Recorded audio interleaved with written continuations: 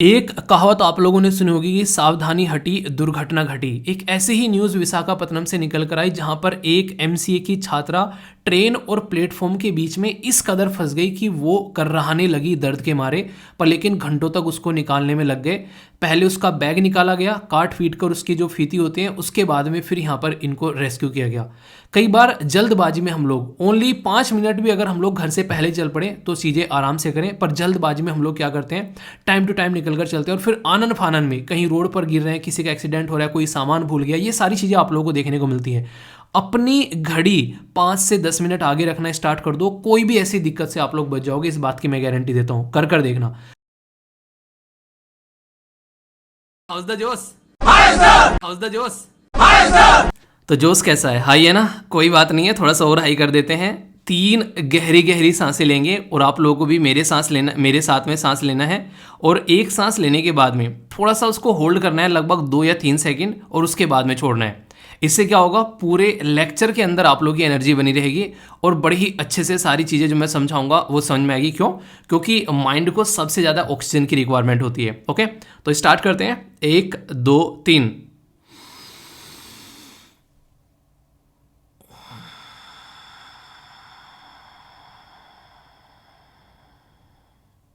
Cheating नहीं करनी है, ठीक है?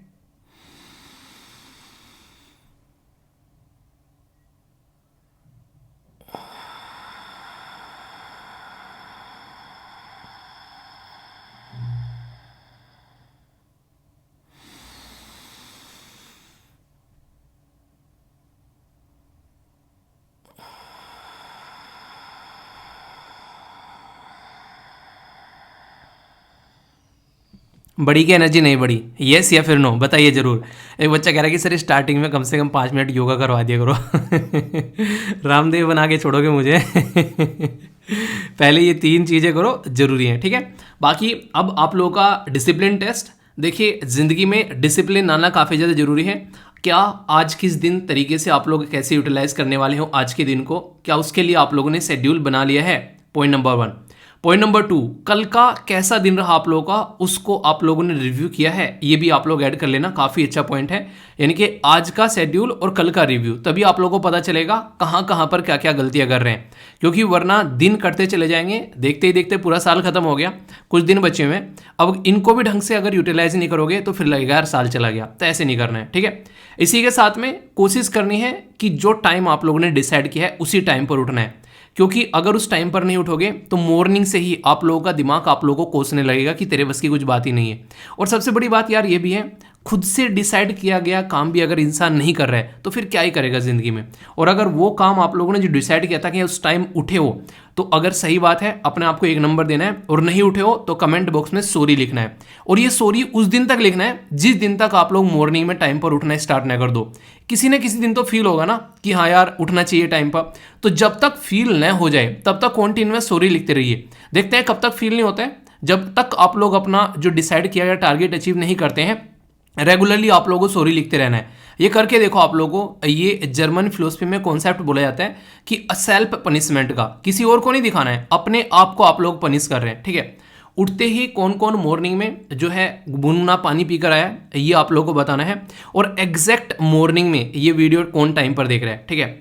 और 1 नंबर किसका था? वो था लाइक करने का। वो आप लोगों के लिए कम से कम 1 नंबर तो उनको मिलेगा जिसने ये सारे काम मॉर्निंग में नहीं किए हैं, ठीक है? तो फीडबैक जरूर देना वीडियो कैसा लगता है। तो ये है हमारा INA, जिसको हम लोग इंपॉर्टेंट न्यूज़ एनालिसिस या फिर बड़े ही प्यार से इसको बैलेंस डाइट बोलते हैं। आप लोग की ज़िंदगी में एक बैलेंस बनाने की कोशिश करता है। क्यों? क्योंकि इतना कुछ इसके अंदर कवर किया जाता है जो कि शानदार तरीके से आप लोगों की लाइफ को प्रोडक्टिव बनाने के लिए मोर देन सफिशिएंट है। अगर इसको सिस्टमेटिक वे में आप लोग फॉलो करते हैं तो आप लोगों का दिन आप लोगों को ऐसा लगेगा कि हाँ कुछ किया हो चाहे ना किया हो। ये वीडियो देखने के बाद में आप लोगों को लगेगा कि हाँ कुछ किया जरूर है। तो मॉर्निंग में ही अगर ये मोटिवेशन आप लोगों ने फील करना स्टार्ट कर दिया तो सोचो इवनिंग तक अपने दिन को कितने शानदार तरीके से आप लोग यूटिलाइज कर पाएंगे। तो ये काम आप लोगों को हमेशा करना है। ओके, और इसी के साथ में यार सबसे बड़ी बात यहाँ पर यह है, अगर आप लोग अपनी ज़िंदगी में देखोगे कि किस्मत का रोना रोने से कुछ नहीं होने वाला है कि हाँ यार मेरा एग्ज़ाम नहीं हुआ है, यार मेरा वेट बढ़ गया है, मेरी ज़िंदगी में ये दिक्कतें आ रही हैं, कुछ नहीं होने वाला यार। हर इंसान को उतना ही मिलेगा जितना वो कोशिश करेगा। अगर आप लोगों की कोशिश में कोई कमी है तो उसको एक्सेप्ट करना सीखो कि हाँ यार मैंने ना आंसर राइटिंग प्रैक्टिस नहीं की है, हाँ यार मैंने ना टाइम पे एक्सरसाइज नहीं की है, हाँ यार मैंने ना एमसीक्यू जो है वो कम प्रैक्टिस किए हैं। तो ये सारी चीज़ें आप लोगों को एक्सेप्ट करनी पड़ेगी, क्योंकि अगर एक्सेप्ट करोगे तभी तो उसका सोल्यूशन निकालोगे। अगर आप लोग उसको एक्सेप्ट ही नहीं कर रहे हो, आप लोगों को लग रहा है कि हाँ ठीक है जो चल रहा है चलने दो, जो हो रहा है होने दो, कोई फ़र्क ही नहीं पड़ रहा है, तो फिर इन चीज़ों का कोई मतलब बन नहीं जाता है। तो पहले उन चीज़ों को एक्सेप्ट करो, और जब आप लोग उन चीज़ों को एक्सेप्ट कर लोगे तब उनमें आप लोग सोल्यूशन इनके सुधार भी लाना स्टार्ट करोगे। और सबसे बड़ी चीज़ पता है क्या होती है ज़िंदगी में? सबसे बड़ी चीज़ होती है सेल्फ डिसिप्लिन। जिस दिन आप लोगों ने सेल्फ डिसिप्लिन ला दिया ना, यानी कि मेरे सर पर कोई बैठा नहीं है कि वीडियो 6 बजे ही लेकर आनी है, ना कोई मेरे ऊपर बोस है, ना कोई मुझे कोई बोलने वाला है। मैं चाहूँ तो इसको 6 भी ला सकता हूँ, 7 भी ला सकता हूँ, 8 भी ला सकता हूँ, 9 भी ला सकता हूँ, और मन करे गायब भी कर सकता हूँ, कोई बोलने वाला नहीं है। तो यह है सेल्फ डिसिप्लिन। एक बच्चा कह रहा है कि सर ऐसी कौन सी चीज़ है यार, मुझे अपना अगर मेरे बारे में आप लोग थोड़ा सा पूछोगे तो मुझे हमेशा ऐसा लगता है कि मैं I am very much accountable to myself. मुझे किसी को दिखाना नहीं है, मुझे अपने आप को दिखाना है कि जो मैंने डिसाइड किया है वो मैं कर रहा हूँ। जो मैं अपनी टू डू लिस्ट बनाता हूँ ना, मैं डिसाइड करता हूँ कि मुझे ये करना है और मैं उसको कंप्लीट कर कर ही सोने की कोशिश करता हूँ, अगर कोई अनफॉर्चुनेट कंडीशन न बने तो। ऐसा नहीं कि डेली मैं 100% अचीव कर लेता हूँ। मैं ये भी बोलता हूँ कि मैं ऐसा नहीं कह रहा हूँ कि 100% कर लेता हूँ, कोई नहीं करता है, कोई कर पाएगा।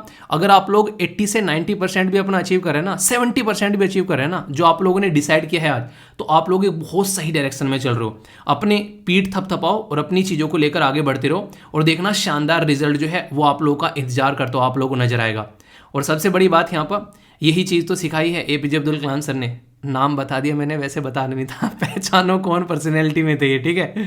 चलिए आप लोगों को बताना इनको भारत रत्न जो है वो किस ईयर में मिला है, तो देखता हूँ कौन कौन बताते हैं। सारी वो पर्सनैलिटी मैं यहाँ पर कवर कर रहा हूँ जो कि भारत रत्न अवॉर्डी हैं, जिनको भारत रत्न मिले हैं। तो ऐसी इंपॉर्टेंट पर्सनैलिटी के बारे में आप लोगों को पता होना चाहिए, ठीक है। तो इनके बारे में बताना। और एक कंट्री है जो इनसे रिलेटेड अपनी कंट्री में साइंस डे सेलिब्रेट करती है, वो कंट्री कौन सी है ये भी आप लोगों को पता होना चाहिए। तो ऐसी पर्सनैलिटी है यार, ज़िंदगी जीना है तो ऐसे जीना है कि जाने के बाद भी लोग जो है आपके बारे में बातें करें। तो ये होती है इन रियलिटी ज़िंदगी, ठीक है। तो बताइए इनके बारे में जो भी बातें मैंने आप लोगों से पूछी है। बाकी आगे बढ़ने से पहले, दिसंबर का महीना चल रहा है, वैसे तो देखते ही देखते आप लोगों की 12 तारीख हो चुकी है, पर मैं चाह रहा हूँ कि जो गिने चुने दिन बचे हैं इनको शानदार तरीके से आप लोग यूटिलाइज करो, क्योंकि 1 तारीख को मैं पूछूंगा आप लोगों से कि कैसा रहा ये साल। तो उस टाइम पर कुछ होना चाहिए बताने के लिए कि हाँ सर ऐसा रहा, है कि नहीं। मज़ा आना चाहिए ना, यही चाहिए बस ज़िंदगी में यार, प्रोडक्टिविटी चाहिए बस ज़िंदगी में, ठीक है। आप लोगों को पता है अगर ज़िंदगी में आप लोगों ने प्रोडक्टिविटी लाना स्टार्ट कर दी ना, आप लोगों की हेल्थ भी आप लोगों की अच्छी रहने लगेगी, आप लोग काम करने में मज़ा आने लगेगा और सारी चीज़ें आसपास में अच्छी लगने लगेगी। पर जो काम जिस इंसान के लिए बना है वो इंसान उस काम को अगर ढंग से नहीं कर रहा है, मैं लिख कर दे सकता हूँ स्टैम्प पेपर पे मोहर मारकर अपना साइन कर कर कि वो इंसान कभी भी ज़िंदगी में खुश नहीं रहेगा। कर देखो आप लोग जो भी काम आप लोग करते हो, अगर वो काम आप लोग प्रोडक्टिवली कर रहे हो, मॉर्निंग में टाइम पर उठ रहे हो, एक्सरसाइज कर रहे हो, अपना लेक्चर देख रहे हो, अपनी पढ़ाई कर रहे हो, अपना शेड्यूल फॉलो कर रहे हो, शाम को जो मोटिवेशन रहेगा ना आप लोगों का, आप लोगों को किसी वीडियो किसी मोटिवेशन की जरूरत ही नहीं पड़ेगी। मैं लिख के देता हूँ ये बात, अपना शेड्यूल फॉलो करके देखो। फॉलो नहीं करोगे फिर शाम को देखना फ्रस्ट्रेशन का जो लेवल होगा, आज फिर ऐसे ही चला गया यार कुछ नहीं किया, वो वाला लेवल आएगा फिर निकल कर। तो डिसाइड कर लो कि कौन सा लेवल चाहिए। इंपॉर्टेंट डे है यूनिवर्सल हेल्थ कवरेज डे, इसको बेसिकली बोलते हैं। यूनिवर्सल का मतलब होता है एक तरीके से सबको कवर करना, यानी कि चोटी से लेके, यानी कहते हैं चोटी से लेके एडी तक का सबको कवर कर देना। इसका मतलब है कि सबको साथ में लेकर चलना। तो जो मोदी जी का नारा नहीं है सबका साथ सबका विकास, तो वो यहाँ पर सेट बैठता है कि सबको साथ में लेकर यहाँ पर चलना है। और ये एक ऐसा डे है जो खासकर अब काफ़ी इंपॉर्टेंट हो जाता है। हेल्थ के बारे में जब भी हम लोग बात करते हैं, आप लोगों को पता है कि हेल्थ जो है, अगर आप लोग संविधान में जाकर डुबकी लगाओगे तो 7वें शेड्यूल के अंदर में 3 लिस्ट हैं, यूनियन लिस्ट, स्टेट लिस्ट और कॉन्करेंट यानी कि समवर्ती सूची। जो हेल्थ वाला सब्जेक्ट है ना आज की डेट में, उसको कहाँ पर रखा गया है? समवर्ती सूची में? नहीं, ऐसा नहीं है, उसको रखा गया है स्टेट की लिस्ट में, यानी कि राज्य की रेस्पॉन्सिबिलिटी होती है हेल्थ का ध्यान रखना। तो ये आप लोग याद रखिएगा। तो यहाँ पर जो 12 दिसंबर को ये डे सेलिब्रेट किया जाता है, तो ये हेल्थ के बारे में अवेयरनेस फैलाता है। हेल्थ इज वेल्थ, ये रियलिटी है। लोग अक्सर पैसा कमाते हैं हेल्थ को बर्बाद कर कर और फिर सारा पैसा लगाते हैं उस हेल्थ को ठीक करने में, और ये काफ़ी लार्ज स्केल पर देखने को मिलता है। तो क्यों ना हेल्थ को स्टार्टिंग में ही अच्छे से लेकर चला जाए। इसलिए मुझे सबसे अच्छा करियर जो लगता है वो स्पोर्ट लगता है, ठीक है। स्पोर्ट में आप लोग देखोगे इंसान जो है हेल्दी का हेल्दी रह रहा है, अगर कुछ नेगेटिव तरीके के मतलब प्रोडक्ट ना यूज़ करें बाकी, और ऊपर से जो है अपनी ज़िंदगी में करियर भी बन गया है, तो वो सबसे इंटरेस्टिंग लगता है मुझे, ठीक है। ऐसा नहीं कि मुझे जो मैं काम कर रहा हूँ अच्छा नहीं लगता है। मैं एक बात बता रहा हूँ हेल्थ के पॉइंट ऑफ व्यू से जब हम लोग बात करते हैं, ओके। इसी के साथ में यहाँ पर यूनिवर्सल हेल्थ कवरेज जो है उसमें सबका सपोर्ट चाहिएगा, किसी एक इंसान के बस की नहीं है। गवर्नमेंट को काम करना है, सोसाइटी में जो लोग हैं, खासकर जो प्राइवेट लोग हैं, तो सबको मिलकर काम करना पड़ेगा। जो इस पॉलिसी मेकर है, इंटरनेशनल लेवल पर भी एक सपोर्ट देखने को मिलेगा, तो जरूरी है। इसलिए थीम भी रखी गई है, बोला गया है build the world we want, यानी कि जैसी दुनिया चाहिए हम लोग को वैसी बनानी है, a healthy future for all. क्योंकि कोविड-19 ने सबकी कहानी हिलाकर रख दी भाई साहब, तो इसलिए जरूरी हो गया कि हेल्थ के ऊपर फोकस कर रहे हैं। और आप लोगों को तो पता है सस्टेनेबल डेवलपमेंट गोल टोटल मिलाकर 17 हैं, और 17वें सस्टेनेबल डेवलपमेंट गोल में तीसरा ही गोल जो है वो हेल्थ रख दिया है, यानी कि इसके बिना काम नहीं चलने वाला है। हेल्थ सुधरेगी तो सब कुछ सुधरेगा। जब आप लोग खुश रहोगे, अच्छे से हेल्दी रहोगे, तभी तो आप लोग अच्छी एजुकेशन भी कर पाओगे। इसीलिए हेल्थ के बाद में एजुकेशन रखा गया है सस्टेनेबल डेवलपमेंट गोल के बारे में। भूखे नहीं रहोगे तभी तो अच्छी हेल्थ रहेगी, और गरीब नहीं रहेगा इंसान तभी तो सारी चीजें लेकर चलेगा। गरीबी अभिशाप है, ये इसीलिए पहले नंबर पर रखा गया। जो इंसान गरीब होता है वो बहुत सारी चीज़ों का सेक्रीफाइस करता है। तो जिंदगी में पैसे कमाना कोई गलत बात नहीं है, अपनी फैमिली को एक सही प्रोडक्टिव लाइफ देना कोई गलत बात नहीं है। तो जिंदगी में अगर आप लोग अच्छी पोजीशन पर पहुंचकर अपने परिवार की किस्मत बदल दो, तो वो सबसे शानदार एक उदाहरण होगा जिंदगी को इंप्रूव करने का, ठीक है।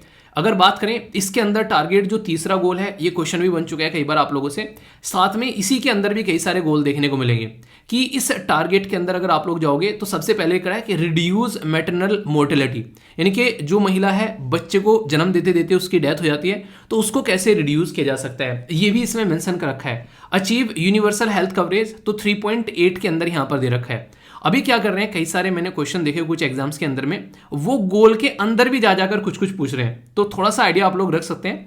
जैसे कि अगर बात करें रोड पर जो इंजरी है वो 3.6 में यहां पर रखी गई है, ठीक है। तो नहीं कहते 36 का आंकड़ा हो गया, ठीक है। तो याद रख लें 36 के आंकड़े पे जाकर एक्सीडेंट हो गया, ठीक है। तो इस तरीके से आप लोग यहाँ पर इसको देख सकते हैं। तो इसी के साथ में यहाँ पर कम्युनिकेबल डिजीज, जैसे कि कोरोना वायरस भी एक तरीके की कम्युनिकेबल डिजीज जो कि वायरल डिजीज आप लोग बोलते हैं, ये यहाँ पर आप लोगों को देखने को मिलेगी। तो ये सारी वो छोटी छोटी सी चीज़ें जो कि एक पूरा टॉपिक आप लोगों का बन जाता है हेल्थ का, जब इसको आप लोग ढंग से देखते हैं। तो इसको याद रखिएगा, यहाँ पर टबैको को कंट्रोल करने के बारे में बात की जा रही है, केमिकल जो हैजार्ड्स होते हैं उनके बारे में यहाँ पर बात की जा रही है। तो बहुत सारी चीज़ें हैं ग्लोबल हेल्थ के बारे में, वन हेल्थ वन सिस्टम के बारे में मैंने आप लोगों से बात की थी। प्रिवेंटेबल जो एक तरीके से जो डेथ इंजरीज होती हैं उनको कैसे कंट्रोल करना है उसके बारे में बात की जा रही है। इसी के साथ में अगर बात करें शराब वगैरह को रोकना है उसके बारे में बात की जा रही है। तो यहाँ पर और भी बहुत सारी चीज़ें, यूनिवर्सल एक्सेस टू जो सेक्सुअल एंड रिप्रोडक्टिव जो केयर होती है खासकर फैमिली प्लानिंग में, तो ये याद रखिएगा 3.7 में ये सारी बातें की जा रही है यहाँ पर। तो घुमा फिरा के देखेंगे तो सारे के सारे गोल जो है वो काफ़ी इंपॉर्टेंट है, खासकर हेल्थ के बारे में जब हम लोग बात करें तो हेल्थ इज वेल्थ, ये टॉपिक एक काफ़ी अच्छा हो जाता है। इसलिए मुझे लगा थोड़ा सा डिटेल में बता देता हूँ, क्योंकि जब मैंने क्वेश्चन देखे कुछ उठाकर और मुझे लगा यार अंदर से क्वेश्चन पूछे गए हैं, कुछ ऐसे गोल हैं जिनमें उसमें से हेल्थ एक काफ़ी इंपॉर्टेंट है, जिससे अंदर से क्वेश्चन क्या पूछ रहे हैं। आंसर राइटिंग में जब आप लोग इन चीज़ों को मेंशन करोगे ना, तो सामने वाला बोलेगा वाह क्या बात है, ये तो चाहिए। 3 रेट का डायलॉग नहीं है, जब पूछता है चल डेफिनेशन बता व्हाट इज द मशीन, तो फिर सुनने के बाद में कहते हैं वाह क्या बात है। तो वही बात आप लोगों को यहाँ पर देखने को मिलेगी, ठीक है।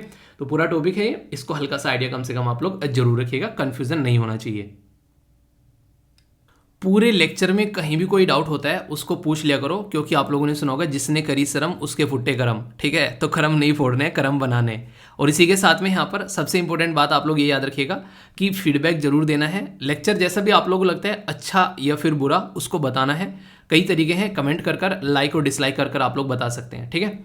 और एक बच्चा कह रहा है कि सर सुबह उठने के चक्कर में ना डेली मुझे पिटवाने लगे हो आप, अब मुझे सुबह उठना ही पड़ेगा। तो यार देखो, पिटने से अच्छा उठ जाओ, ठीक है। घर वाले भी यही चाहते हैं ना, सोचो तो सही, 1 मिनट के लिए जिस दिन सिलेक्शन होगा सबसे ज़्यादा खुशी उनकी, पर उनकी आंखों में आंखें डाल के देखना उस दिन, भाई सब आंसू ना निकले आंखों से तो बता देना जिस दिन सिलेक्शन लेके हाथ में होगे।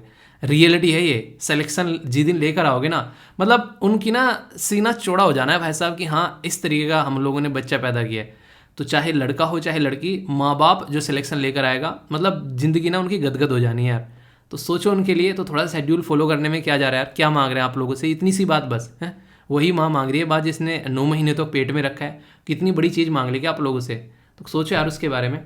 बहुत ही बेहतरीन आर्टिकल है, बहुत ही डिटेल में डिस्कस करने वाला हूँ, बहुत ही सारी बातें बैकग्राउंड की बताऊंगा, एक टॉपिक में कई सारे टॉपिक समाहित कर दूंगा ताकि हर एक डायमेंशन में कवर कर सकें। कुछ एमसीक्यू भी डिस्कस करेंगे, आंसर राइटिंग का क्वेश्चन भी दूंगा, सब कुछ करेंगे बहुत ही डिटेल के साथ में। बात की जा रही है नेशनल जुडिशियल कमीशन बिल के बारे में, या फिर नेशनल जुडिशियल जो है अपॉइंटमेंट कमीशन बिल भी आप लोग इसको बोल सकते हैं। बेसिक से डिस्कस करेंगे। ये जो टॉपिक है जीएस पेपर 2 पॉलिटी के साथ में आप लोग यहाँ पर इसको कनेक्ट कर सकते हैं। अभी हमारी कंट्री में नेशनल जुडिशियल कमीशन बिल 2022 जो है वो इंट्रोड्यूस किया गया after a majority of voice के द्वारा, यहाँ पर जो कि फेवर में थे, किसके अंदर में, राज्यसभा के अंदर में। तो उसकी वजह से यहाँ पर ये न्यूज़ में है। तो डिटेल में समझते हैं। हमारी कंट्री में आप लोगों को एक काफ़ी शानदार एक कॉन्सेप्ट देखने को मिलेगा जिसको बोलते हैं separation of power. Separation of power का मतलब क्या होता है, यानी कि हर एक इंसान का काम बांट दिया, ठीक है। जैसे घर में आप लोगों ने देखा, एक इंसान जो है उसको लगा दो, ठीक है, तुम झाड़ू लगाना, ठीक है, एक को लगा दो कि तुमको बर्तन धुलने हैं, एक को लगा देना है कि तुमको जो है खाना वाना बनाना है। तो इस तरीके से सबका काम हो गया सेपरेट, कोई किसी की हेल्प नहीं करेगा, सब अपना अपना काम करेंगे, ठीक है। तो यहाँ पर जो सबसे इंपॉर्टेंट जो बात होती है उसमें ये होती है कि हर एक इंसान जो है वो अपने काम के लिए अकाउंटेबल रहता है। अगर ये काम नहीं हुआ तो इससे पूछा जाएगा, क्यों भाई झाड़ू क्यों नहीं लगी, क्यों भाई बर्तन क्यों नहीं धुले, क्यों भाई यहाँ पर किस तरीके से खाना बनाया, ये तो तुमने अच्छा बनाना था, टाइम पास कर दिया। तो ये सारी चीज़ें बताने के ये कैपेबल होंगे और इनसे पूछा जाएगा तो आंसर भी देना होगा। सेम बात लेजिस्लेटिव जो है वो कानून बनाती है, एग्जीक्यूटिव जो है वो उसको इंप्लीमेंट करती है जो कानून इसने बनाए हैं, और जो जुडिशरी है वो देखते हैं कि इन दोनों के द्वारा जो घपला किया गया है कानून बनाने में और इम्प्लीमेंट करने में, क्या वो संविधान के हिसाब से है। अगर हाँ तो ठीक है, इसका भी ठप्पा लग जाता है जुडिशरी का भी, और जाओ भैया मजे करो। पर लेकिन अगर वो संविधान के हिसाब से नहीं है तो जुडिशरी फिर जो है दोनों के इनको उठक बैठक कराती है और मुर्गा बनाती है। तो इस तरीके से आप लोग यहाँ पर समझ सकते हैं, यानी कि चेक एंड बैलेंस भी है सेपरेशन ऑफ पावर के साथ साथ में। इसी तरीके से अगर आप लोग हिस्ट्री को उठाकर देखोगे, जब जब यहाँ पर लेजिस्लेटिव और एग्जीक्यूटिव, जैसे कि हमारी कंट्री में जो गवर्नमेंट होती है वो आप लोगों को देखने को मिलेगी, ये दोनों रोल प्ले करती है, यानी कि कानून बनाने का भी और कानून को इंप्लीमेंट करने का भी। तो यहाँ पर जब जब यहाँ पर हमारे देश में जो गवर्नमेंट जो है वो ताकतवर रही है, तब तब हमारे देश में जो जुडिशरी है, जस्टिस सिस्टम जो है वो आप लोगों को थोड़ा सा दबता हुआ नजर आएगा, यानी कि वो ज़्यादा कुछ बोलते नहीं है, सुनते रहते हैं, ठीक है जो चल रहा है अपना काम करते रहते हैं। पर लेकिन जब जब गवर्नमेंट जो है वो थोड़ी सी दबती हुई नजर आती है, तब तब जुडिशरी सिस्टम जो है वो पावरफुल आप लोगों को नजर आएगा। ऐसे आप लोग समझ सकते हैं। तो कहने का मतलब यहाँ पर यह है कि अगर एक पलड़ा दबेगा तो दूसरा पलड़ा जो है वो उठेगा। तो ये कॉन्सेप्ट आप लोगों ने देखा होगा अगर हिस्ट्री का पैटर्न आप लोग समझोगे। इसीलिए जो जो भी रिवोल्यूशनरी अगर कोई डेवलपमेंट लेकर आया गया है यहाँ पर, खासकर जुडिशरी के अंदर में, वो उस टाइम पर आप लोगों को देखने को मिलेंगे जब जब गवर्नमेंट जो है वो थोड़ी सी सस्ती रही है, यानी कि थोड़ी सी दब कर रही है। तो एक यहाँ पर बात करते हैं, अभी क्या क्या पैटर्न देखने को मिल रहा है इसको हम लोग थोड़ा समझेंगे। क्या बात की जा रही है, अभी हमारे देश में किस तरीके से हम लोग अपॉइंटमेंट करेंगे अपनी कंट्री में जजेस की, कैसे उनका ट्रांसफर होगा, उसके चलते यहाँ पर ये रेगुलेट करेगा, उस पूरे प्रोसीजर को रेगुलेट करेगा, ट्रांसफर को, और रिमूवल ऑफ जजेस कैसे होना है उसके बारे में यहाँ पर बात की जाएगी। इनके सारा का सारा कॉन्सेप्ट जो है वो आप लोगों को यहाँ पर देखने को मिलेगा कि कैसे कैसे चीज़ों को लेकर चलना है। अब मैं आप लोगों को यहाँ पर बताता हूँ कुछ कुछ बातें जो कि आप लोग ढंग से समझ पाएंगे, और इनको समझने के साथ में आप लोगों के माइंड में बहुत सारी क्लैरिटी भी आएगी।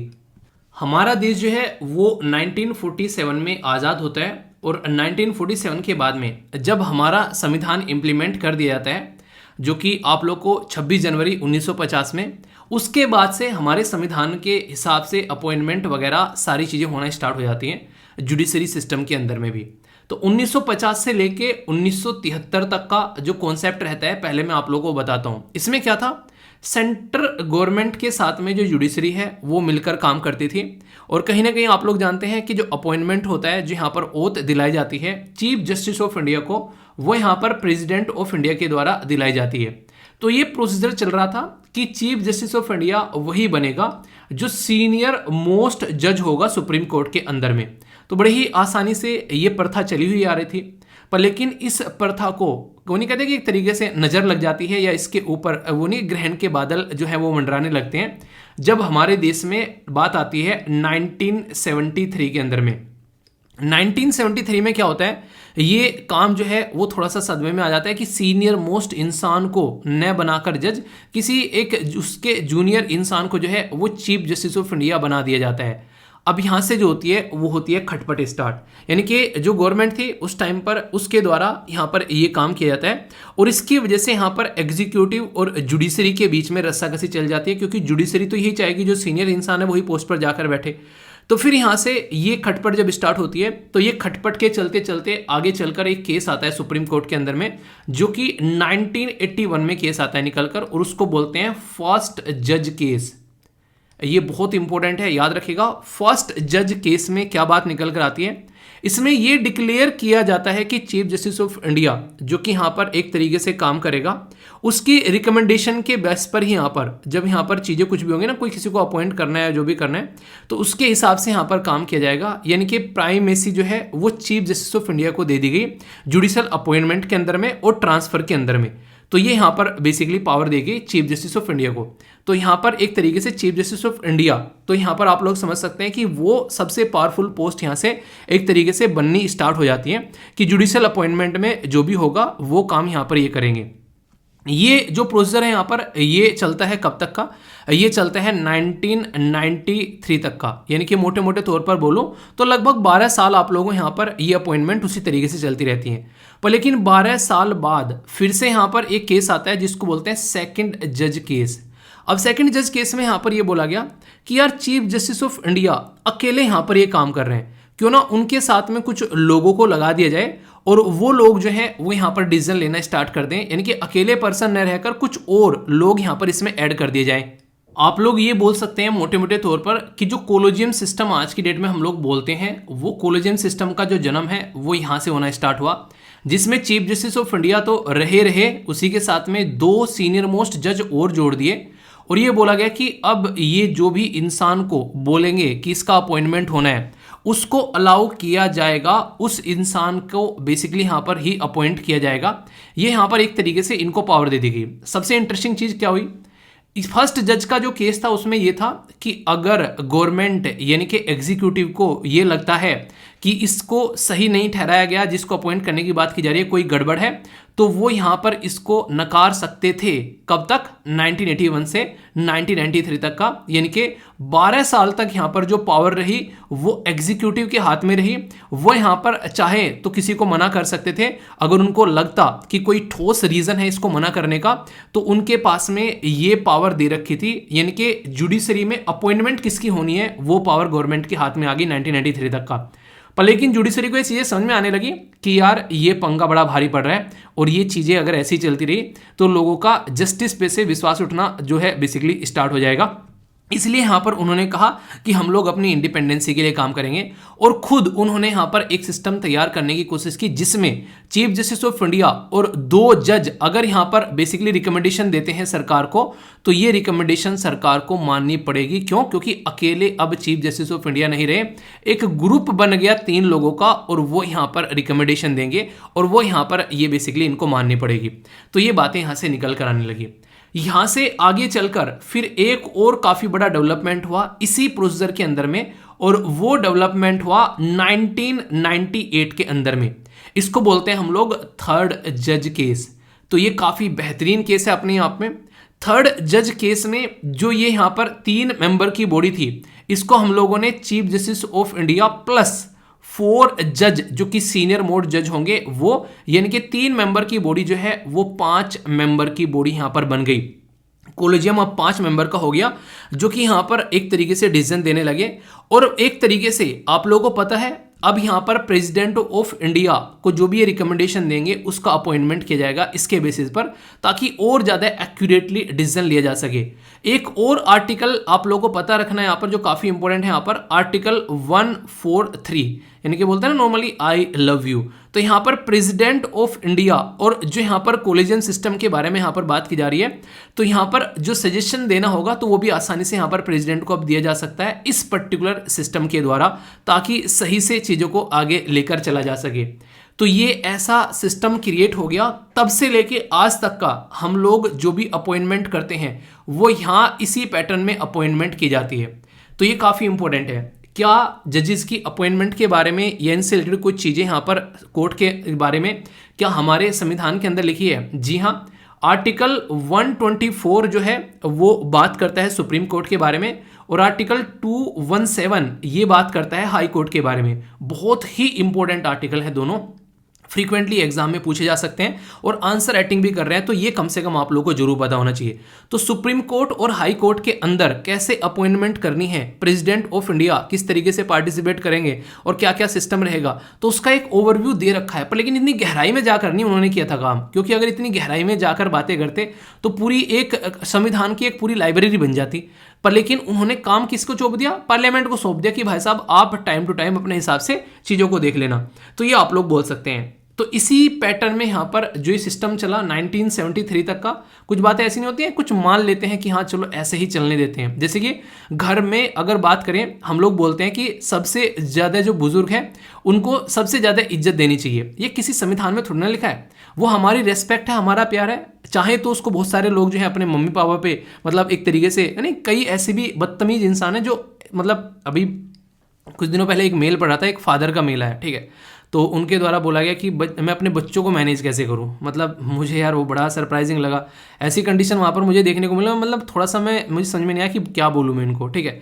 तो उन्होंने बोला कि मेरे बच्चे जो हैं आज के टाइम में मेरी एक नहीं मानते हैं, और मेरा बच्चा जो है वो फिलहाल जो है ग्रेजुएशन कंप्लीट किया है और शराब पीने लगा है, और मैं कुछ बोलता हूँ तो मेरे ऊपर हाथ भी उठा देता है। मुझे इतना इरिटेटिंग फील हुआ अंदर से, मतलब मैं क्या ही बोलूँ। खैर फिर मैंने बात की उनसे, तो कुछ बातें हुई जो भी डिस्कस की हमने, तो वो यहाँ से आप लोग समझ सकते हैं। तो कहीं पर लिखा नहीं है कि तुम लोगों को मतलब माँ बाप की रिस्पेक्ट ही करनी है, तो उन्होंने आप लोगों के लिए ज़िंदगी जो है इतनी दांव पर लगा दी है। तो ये एक तरीके से आप लोगों की रेस्पॉन्सिबिलिटी बनती है कि माँ बाप चाहे कितने भी बुरे क्यों ना हो, आप लोगों की रेस्पॉन्सिबिलिटी है कि आप लोगों को उनका ध्यान रखना है। क्यों? क्योंकि उनकी वजह से आप लोग इस दुनिया में आए हो, उनकी वजह से आप लोगों का अस्तित्व है, आप लोग उनकी वजह से पैदा हुए हो। अगर वो नहीं होते तो आप लोग इस दुनिया में नहीं होते। तो इसके चलते ये एक नेचुरल रेस्पॉन्सिबिलिटी बनती है कि माँ बाप भले ही कैसे क्यों ना हो, आप लोगों को उनकी रेस्पेक्ट करनी है और उनकी देख रेख करनी है। तो ये आप लोग हमेशा ध्यान रखिएगा। तो ये यहाँ पर आप लोग देखते हैं ये कहीं लिखा नहीं है, पर लेकिन करते हैं। तो वही कुछ ऐसे कन्वेक्शन बन जाती हैं, कुछ ऐसे एक तरीके से एक कुछ पैटर्न सेट हो जाते हैं कि सीनियर मोस्ट जज को ही अपॉइंट करना है, पर कहीं लिखा हुआ नहीं था वो। तो इसलिए 1973 में उसको उठा के साइड में कर दिया। पर जब भी कोई ऐसी घटना घटेगी फिर उसका खामियाजा भी भुगतना पड़ेगा। तो वो खामियाजा फिर कोलिजियम सिस्टम के तौर पर भुगतना पड़ा। अब आज की डेट में जो भी जुडिशरी के अंदर अपॉइंटमेंट होती है, इसी कोलिजियम सिस्टम की वजह से वो अपॉइंटमेंट जो है वो आप लोगों को होती नजर आती है। अब यहाँ पर ये बात आ गई कि यार ये कोलिजियन सिस्टम के थ्रू जो अपॉइंटमेंट कर रहे हैं, ये अपॉइंटमेंट में गवर्नमेंट का जरा सा भी रोल नहीं है और कभी भी यहाँ पर अपने हिसाब से काम करते हैं। तो इसकी वजह से इनको दिक्कत होने लगी कि सरकार जो है वो कुछ रोल ही प्ले नहीं अपना कर पा रही है। तो उसके चलते वो दिक्कत में आते आते उन्होंने क्या किया, एक सिस्टम लेकर आए 2014 में, और उसको बोला इन्होंने national judicial appointment commission. National judicial appointment commission से आप लोग समझ सकते हैं NJAC। ये बोलकर लेकर इसको आया गया कि जो कोलिजियम सिस्टम है वो सही से काम नहीं कर रहा है। कोलिजियम सिस्टम ने जो पैटर्न यहाँ पर सेट किया है वो सही नहीं है। यहाँ पर सारा काम जुडिशरी के हाथ में यहाँ पर चला गया है, और ये बिल्कुल भी सही नहीं है कि अंदर इसके अंदर क्या चल रहा है। कोलिजियम सिस्टम पर नेपोटिज्म के भी यहाँ पर आरोप लगे कि जज के बेटे ही आगे निकलकर जज आ रहे हैं, उनके रिश्तेदार ही आगे निकलकर जज आ रहे हैं, उनके मतलब कोई ना कोई सगा संबंधी आगे चलकर जज बन रहा है। तो ऐसे कई सारे आरोप लगाए गए कि ये काम कैसे कर रहे हैं, पता ही नहीं चल रहा है, अंदर किस बेसिस पर किसी को रिकमेंड कर रहे हैं उसका पता ही नहीं चल रहा है। तो ये तो मनमानी चल रही है यार यहाँ पर, तो उसमें रिफॉर्म की भी जरूरत है। तो ऐसा नहीं है कि सब दूध के धुले होते हैं, कोलिजियम सिस्टम में भी कुछ ना कुछ दिक्कतें देखने को मिली। गवर्नमेंट ने बार बार आरोप लगाए, अभी भी गवर्नमेंट प्रेजेंट टाइम पर भी आरोप लगाती है इसके ऊपर। तो इसी के चलते नेशनल जुडिशियल अपॉइंटमेंट कमीशन को लेकर आया गया 2014 में, और इसके चलते 99 यानी कि संविधान में 99वां संशोधन किया गया कि ऐसा हम लोग एक सिस्टम बनाने वाले हैं।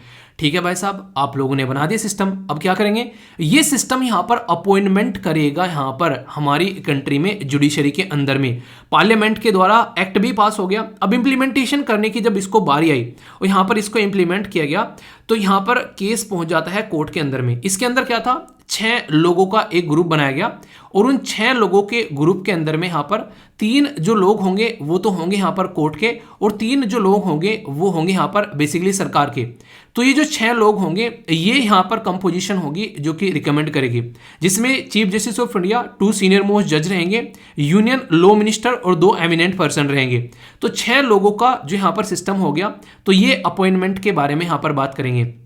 पर लेकिन यहां पर NJC not to recommend person if 2 member did not agree, यानी कि अगर यहां पर 2 मेंबर जो है वो एग्री, एक तरीके से एग्री ना हो, तो वहां पर वीटो की भी पावर एक तरीके से यहां पर दी गई। मतलब कहने का यह है कि एक ऐसा सिस्टम बन गया जिसमें यहां पर सरकार और जो जुडिशरी है वो मिलकर काम करेगी। अब यहां पर जब ये देखा गया कि यार ये तो अपॉइंटमेंट में हमारे सर पर आकर बैठ गए, तो इनके द्वारा केशवानंद भारती का केस था 1973 का, जिसको मैं टाइगर केस बोलता हूं। टाइगर केस क्यों? क्योंकि टाइगर प्रोजेक्ट भी हमारी कंट्री में 1973 में ही आया था, इसीलिए इसको कनेक्ट करके आप लोग याद रख सकते हैं।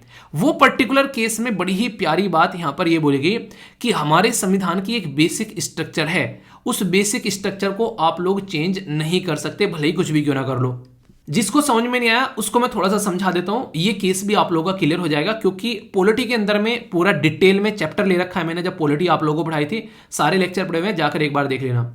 ये आप लोगों के घर की बाउंड्री है। घर की बाउंड्री के अंदर में आप लोगों ने यहां पर कमरा बना रखा है, ये स्टडी रूम है। यहां पर ये कोई आप लोगों का टीवी वाला रूम हो गया। यहाँ पर ये आप लोगों ने यहाँ पर इसके पीछे कोई गार्डनिंग वगैरह कर रखी है, यहाँ पर वॉशरूम वगैरह किचन वगैरह बना ली। तो ये आप लोगों के घर की स्ट्रक्चर होगी। अब इसमें यहाँ पर टेबल लगाकर आप लोगों को पढ़ना है, यहाँ पर आप लोगों को कुछ और करना है, यहाँ पर आप लोगों को मतलब एक तरीके से ना कुछ बेड वगैरह रखना है, जो भी आप लोगों को मतलब करे, कुछ भी मन अपना घर में आप लोग कर सकते हैं।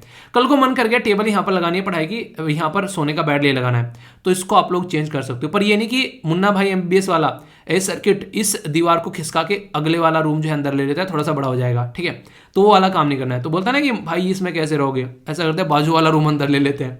तो ये बेसिक स्ट्रक्चर का हनन हो जाएगा, यानी कि इस घर के अंदर जो बाउंड्री आप लोगों को देखने को मिल रही है, उस बाउंड्री को आप लोगों को चेंज नहीं करना है। अंदर में कुछ प्रोडक्ट कहीं रखा है वो आप लोग कर सकते हैं, गार्डन में बैठ के पढ़ सकते हैं, कोई दिक्कत नहीं है। पर आप लोग बोलो गार्डन की जगह रूम और रूम की जगह गार्डन कर देंगे, तो ये एक बेसिक स्ट्रक्चर का हनन हो जाएगा। तो यही बात बोली गया केशवानंद भारती केस जो आया 1973 में, कि एक हद तक ही यहाँ पर जुडिशरी जो है, जो एक हद तक ही यहाँ पर जो सरकार है वो अमेंडमेंट कर सकती है, बाकी चेक करेगी जुडिशरी की कैसा उन्होंने अमेंडमेंट किया है। तो यहाँ पर ये बोला गया कि ये कैसे पता चलेगा कि हम लोग बेसिक स्ट्रक्चर जो है वो उसको एक तरीके से इंप्लीमेंट कर, उसको हनन कर रहे हैं फिर नहीं कर रहे हैं। यहाँ पर जो है जुडिशरी खेल गई। जज भाई साहब बिल्कुल चतुर प्राणी होते हैं, वो खेल गए। उन्होंने बोला कि तुम जो भी काम कर रहे हो तुम करते रहो, बेशक आराम से करते रहो, हम बस देख रहे हैं तुमको, पर जब चेक करेंगे हम लोग तो देखेंगे कि तुमने बेसिक स्ट्रक्चर जो है वो फॉलो किया है फिर नहीं किया है। यानी कि उनको ये नहीं बताया कि बेसिक स्ट्रक्चर क्या है, उन्होंने बताया कि केस टू केस हम लोग डिसाइड करेंगे कि बेसिक स्ट्रक्चर क्या है। पहले तुम्हारा केस देखेंगे और फिर उसका इलाज करेंगे, फिर बोलेंगे कि तुमने सही किया है या फिर गलत किया है। समझ में आ रहा है? ये बिल्कुल ऐसे ही है कि आप लोग पूछो मम्मी पापा को कि मम्मी पापा बोले कि तुम जो है एक दायरे में रहना है, ये दायरे से बाहर नहीं जाना है, यानी कि इतने टाइम पढ़ाई करनी है, इतने टाइम सोना है, इतने टाइम खाना है, अगर दायरे से बाहर गए तो फिर हम लोग देखेंगे। तो आप लोगों ने बोला कि मम्मी पापा दायरा तो बता दो, कि दायरा हम लोग खुद डिसाइड करेंगे, तुम काम करते रहो, जहां जहां तुम दायरे से बाहर जाओगे वहां वहां तुमको चांटे लगने स्टार्ट हो जाएंगे, ठीक है। तो ये बिल्कुल ऐसे ही गवर्नमेंट के साथ में इनके द्वारा गेम खेला गया। तो इसी के चलते यहाँ पर इनके द्वारा बोल दिया गया एनजेएसी जो है वो हमारी इंडिपेंडेंसी का एक तरीके से उल्लंघन कर रहा है, और जुडिशरी जो है वो कैसी रहनी चाहिए, जुडिशरी जो है वो इंडिपेंडेंट होनी चाहिए, और अगर इंडिपेंडेंट नहीं है तो ये बेसिक स्ट्रक्चर का हनन है, और ये बेसिक स्ट्रक्चर का हनन हो जाता है तो 99 कॉन्स्टिट्यूशन अमेंडमेंट जो है वो नल एंड वॉइड हो गया, यानी कि इसका कोई मतलब नहीं है। ये एक तरीके से हमारे सिस्टम को डिस्ट्रॉय करने का काम कर रहा है। यानी कि बोला गया कि बेसिक स्ट्रक्चर का हनन का मतलब है कि इंटरफियरेंस हो रहा है जुडिशरी की अपॉइंटमेंट में, जुडिशरी ढंग से काम नहीं कर पाएगी। तो उसी को ध्यान में रखते हुए जो ये जुडिशियल अपॉइंटमेंट कमीशन बनाया गया था उसको नल एंड वॉइड करार दे दिया गया।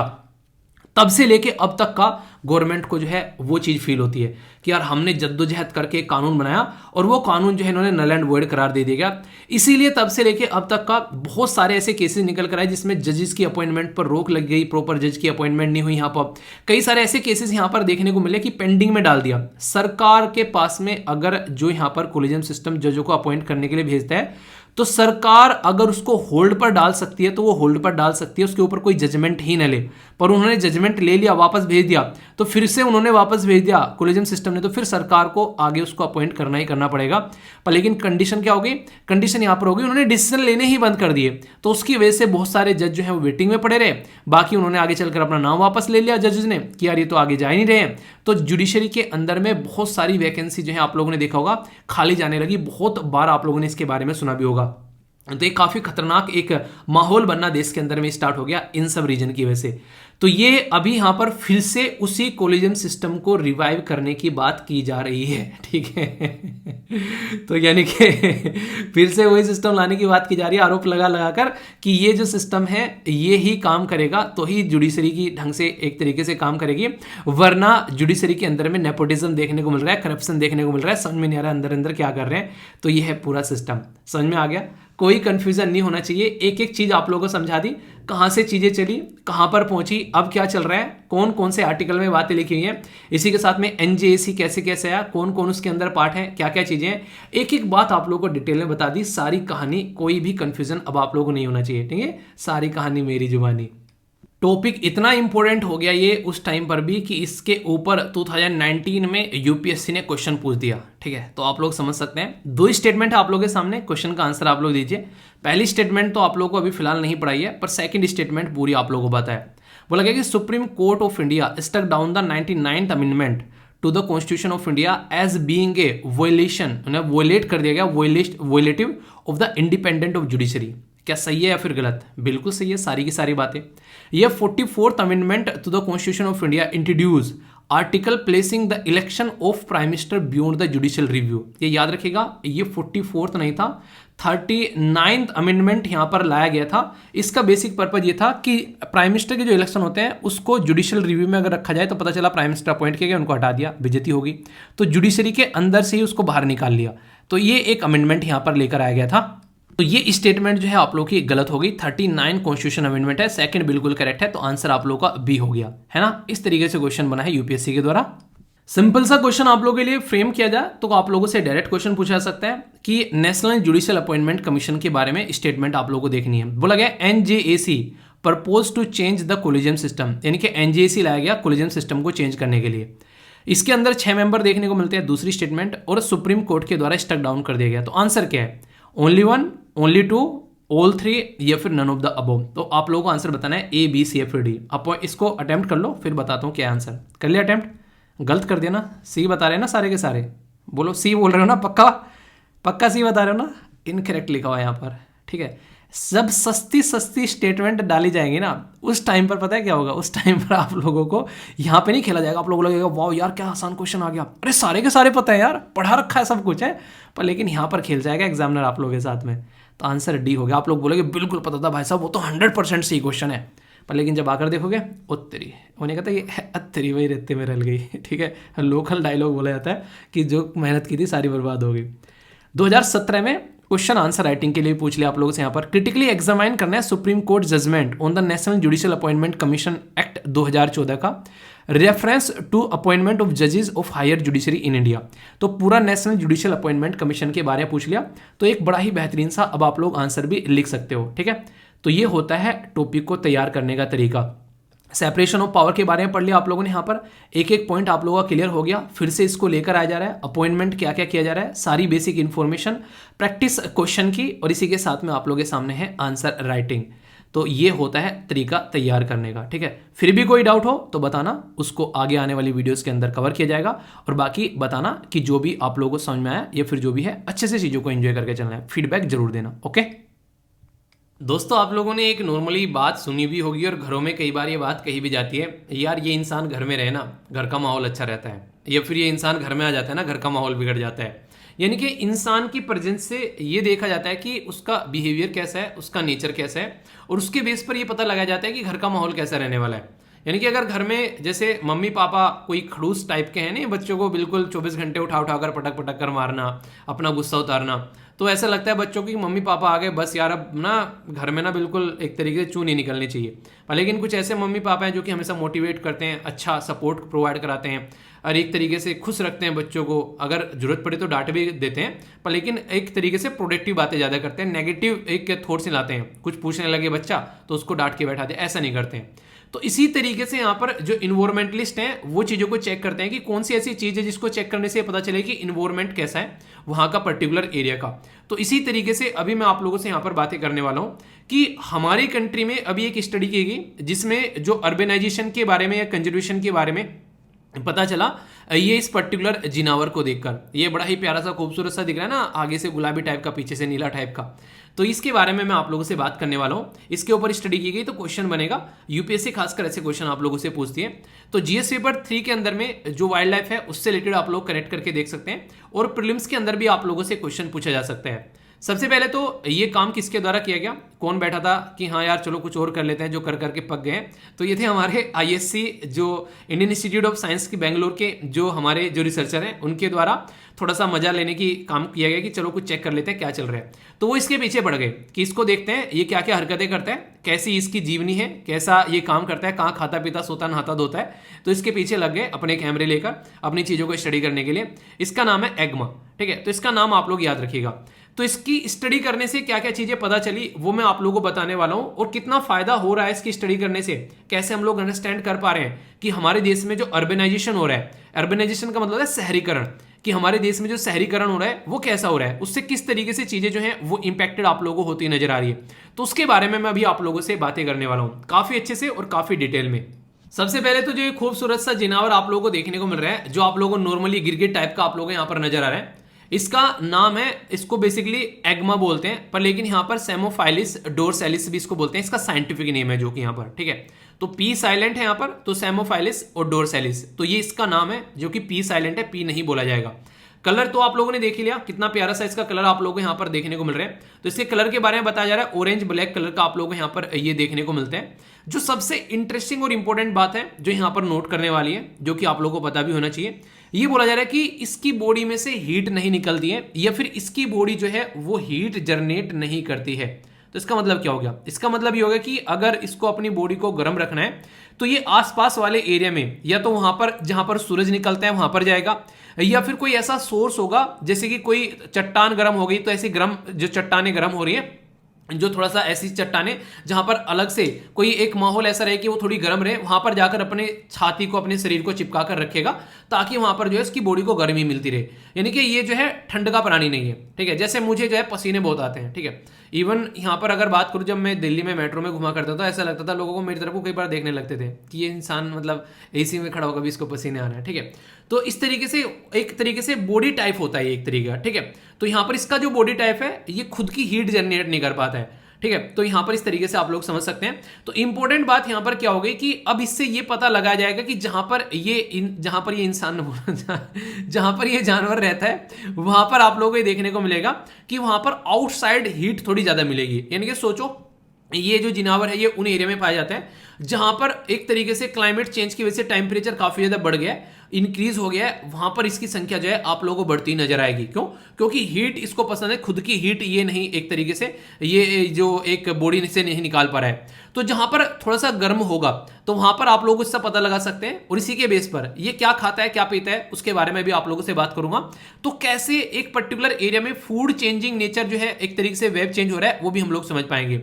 वैसे तो ये एशिया में पाया जाता है, और एशिया में भी हमारे कंट्री में काफी लार्ज स्केल पर, जैसे तमिलनाडु, छत्तीसगढ़, केरला, आंध्र प्रदेश, कर्नाटक, बिहार, यानी कि यहाँ पर इसकी पॉपुलेशन काफी ज्यादा पाई जाती है। एक तरीके की छिपकली है, गिरगिट टाइप में आप लोग इसको बोल देते हैं।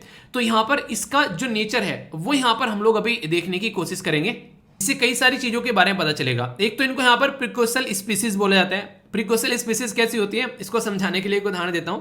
जैसे आप लोगों ने देखा होगा कई सारे बच्चे ऐसे होते हैं जैसे बचपन से ही काफी मैच्योर होते हैं, वो दो तरीके के होंगे।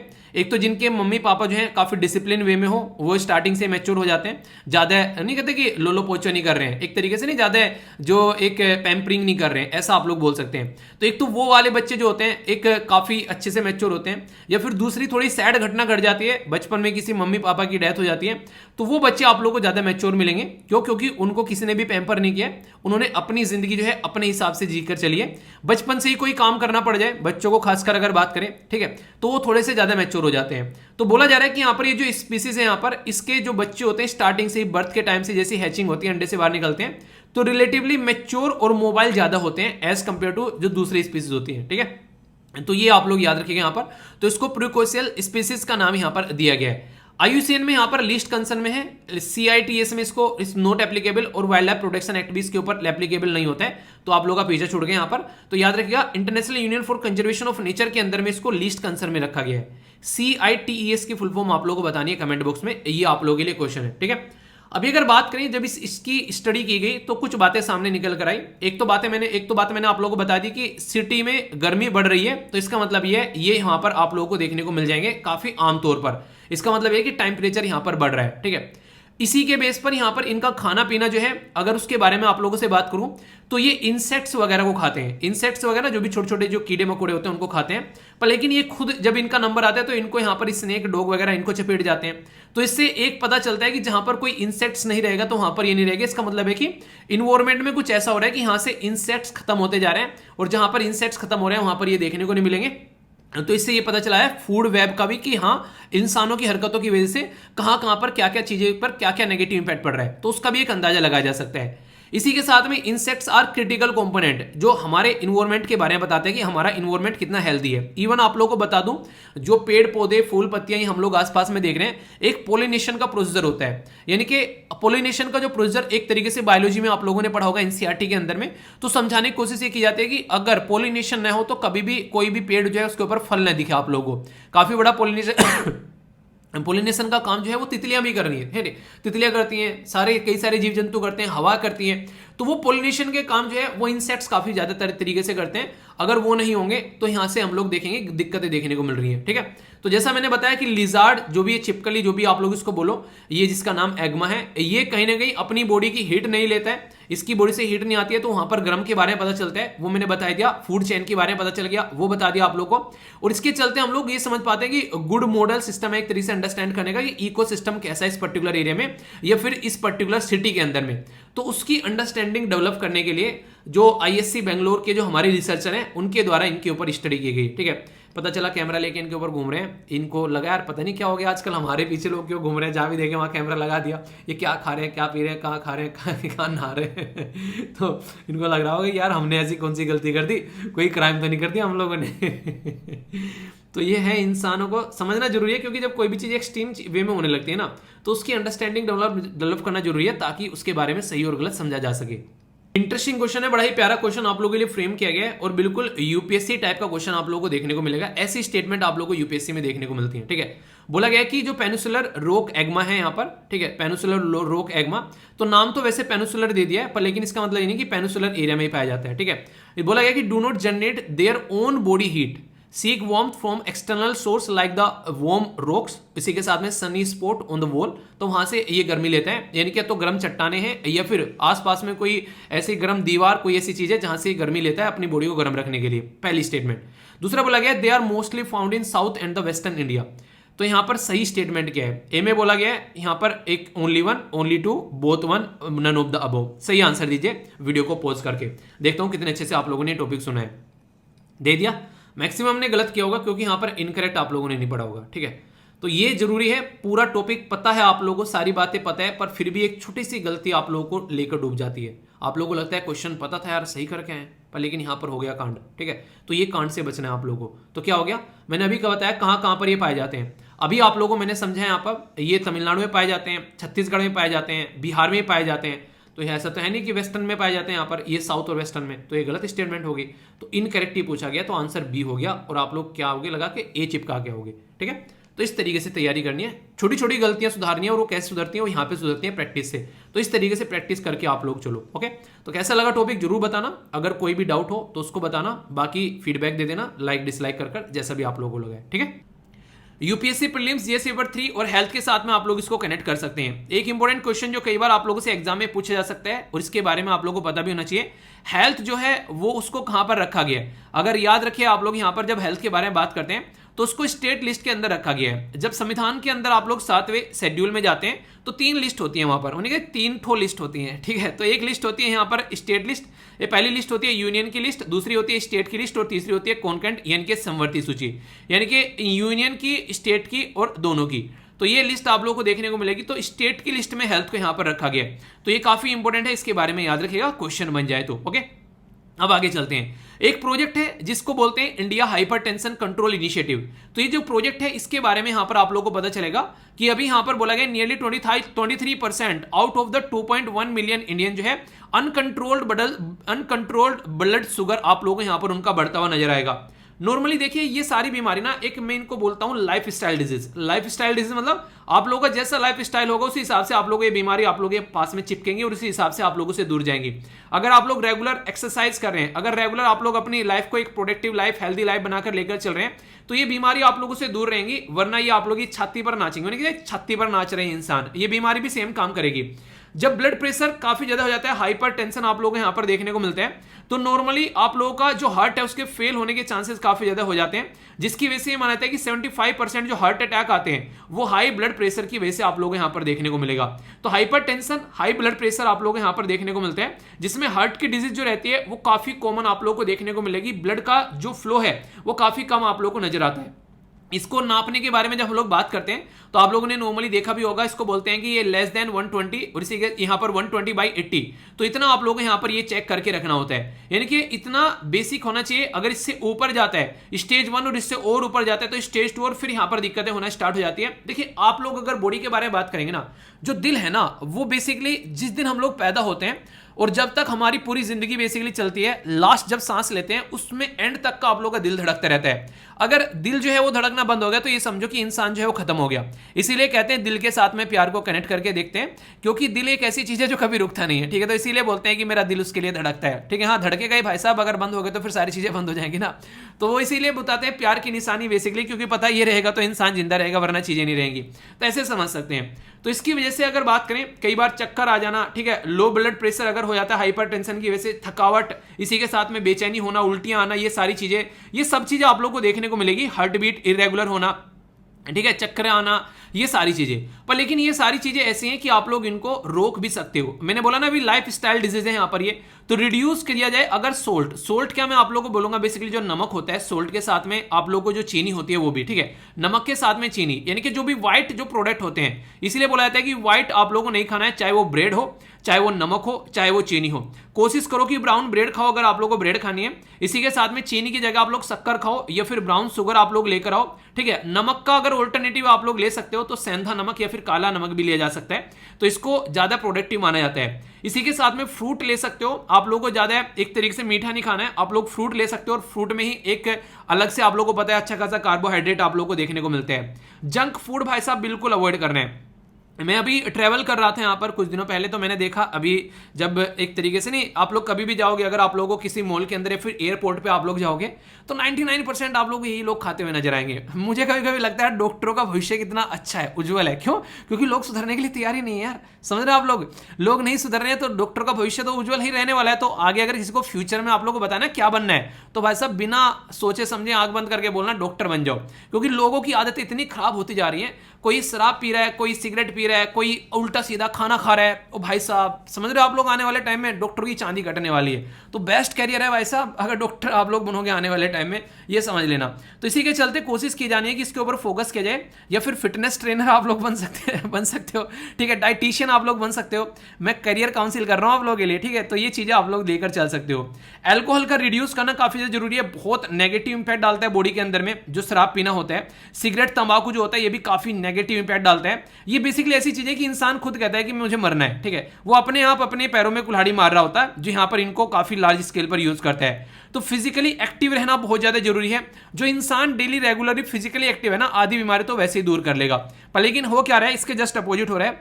ऐसे वो आराम जिंदगी में आ गए, गाड़ी पर जा रहे हैं या फिर कहीं पर भी बाइक पर जा रहे हैं, एक तरीके से लिफ्ट यूज की जा रही है दबाकर, ठीक है, खाना पीना उल्टा सीधा होता जा रहा है, जंक फूड खाया जा रहा है। समझ रहे हैं ना आप लोग क्या मैं क्या बोलना चाह रहा हूँ? मतलब पता नहीं ऐसे ऐसे टॉपिक आते हैं मेरे अंदर का ना, एक अलग इंसान जागने लगता है। मैंने कहा थोड़ा तो सुधरना पड़ेगा चीज़ों को लेकर, ठीक है।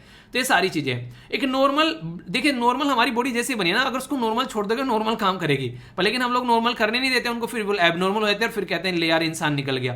तो ये आप लोगों को देखने को मिलेगा।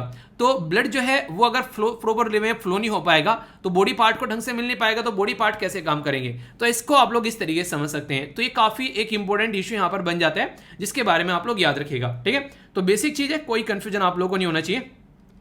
इसी के चलते अगर बात करें, इंडिया जो है हाइपरटेंशन कंट्रोल जो इनिशिएटिव ये लेकर चल रहा है, ये यहाँ पर अकेला इंडिया नहीं है, यहाँ पर और भी कई सारे इंटरनेशनल ऑर्गेनाइजेशन हमारा साथ दे रही है कि भाई साहब लो चेक करो, नहीं करोगे तो निपट जाएंगे बहुत सारे लोग, उनको बताओ कि तुम निपटने वाले हो और सुधर जाओ, नहीं तो सुधार दिए जाओगे बीमारी के द्वारा। तो इसी के बारे में यहाँ पर बात की जा रही है। तो कुछ इंपॉर्टेंट पॉइंट है जिनके बारे में आप लोग याद रखिएगा, क्वेश्चन आप लोग के माइंड में क्लियर होना चाहिए इसको लेकर, ठीक है। क्या क्या बातें की जा रही है? ICMR, Indian council of medical research, इसी के साथ में मिनिस्ट्री ऑफ हेल्थ, जो बेसिकली इसी के साथ में जो हमारी गवर्नमेंट ऑफ स्टेट हो गई, state government, World Health Organization के द्वारा मिलकर 5 जो ईयर के इनिशिएटिव यहां पर स्टार्ट किया गया मॉनिटर करने के लिए इन चीजों को, ठीक है। हालांकि प्रोग्राम जो है वो 2017 में लॉन्च किया गया था और इसके चलते आगे टारगेट रखा गया था 25/25।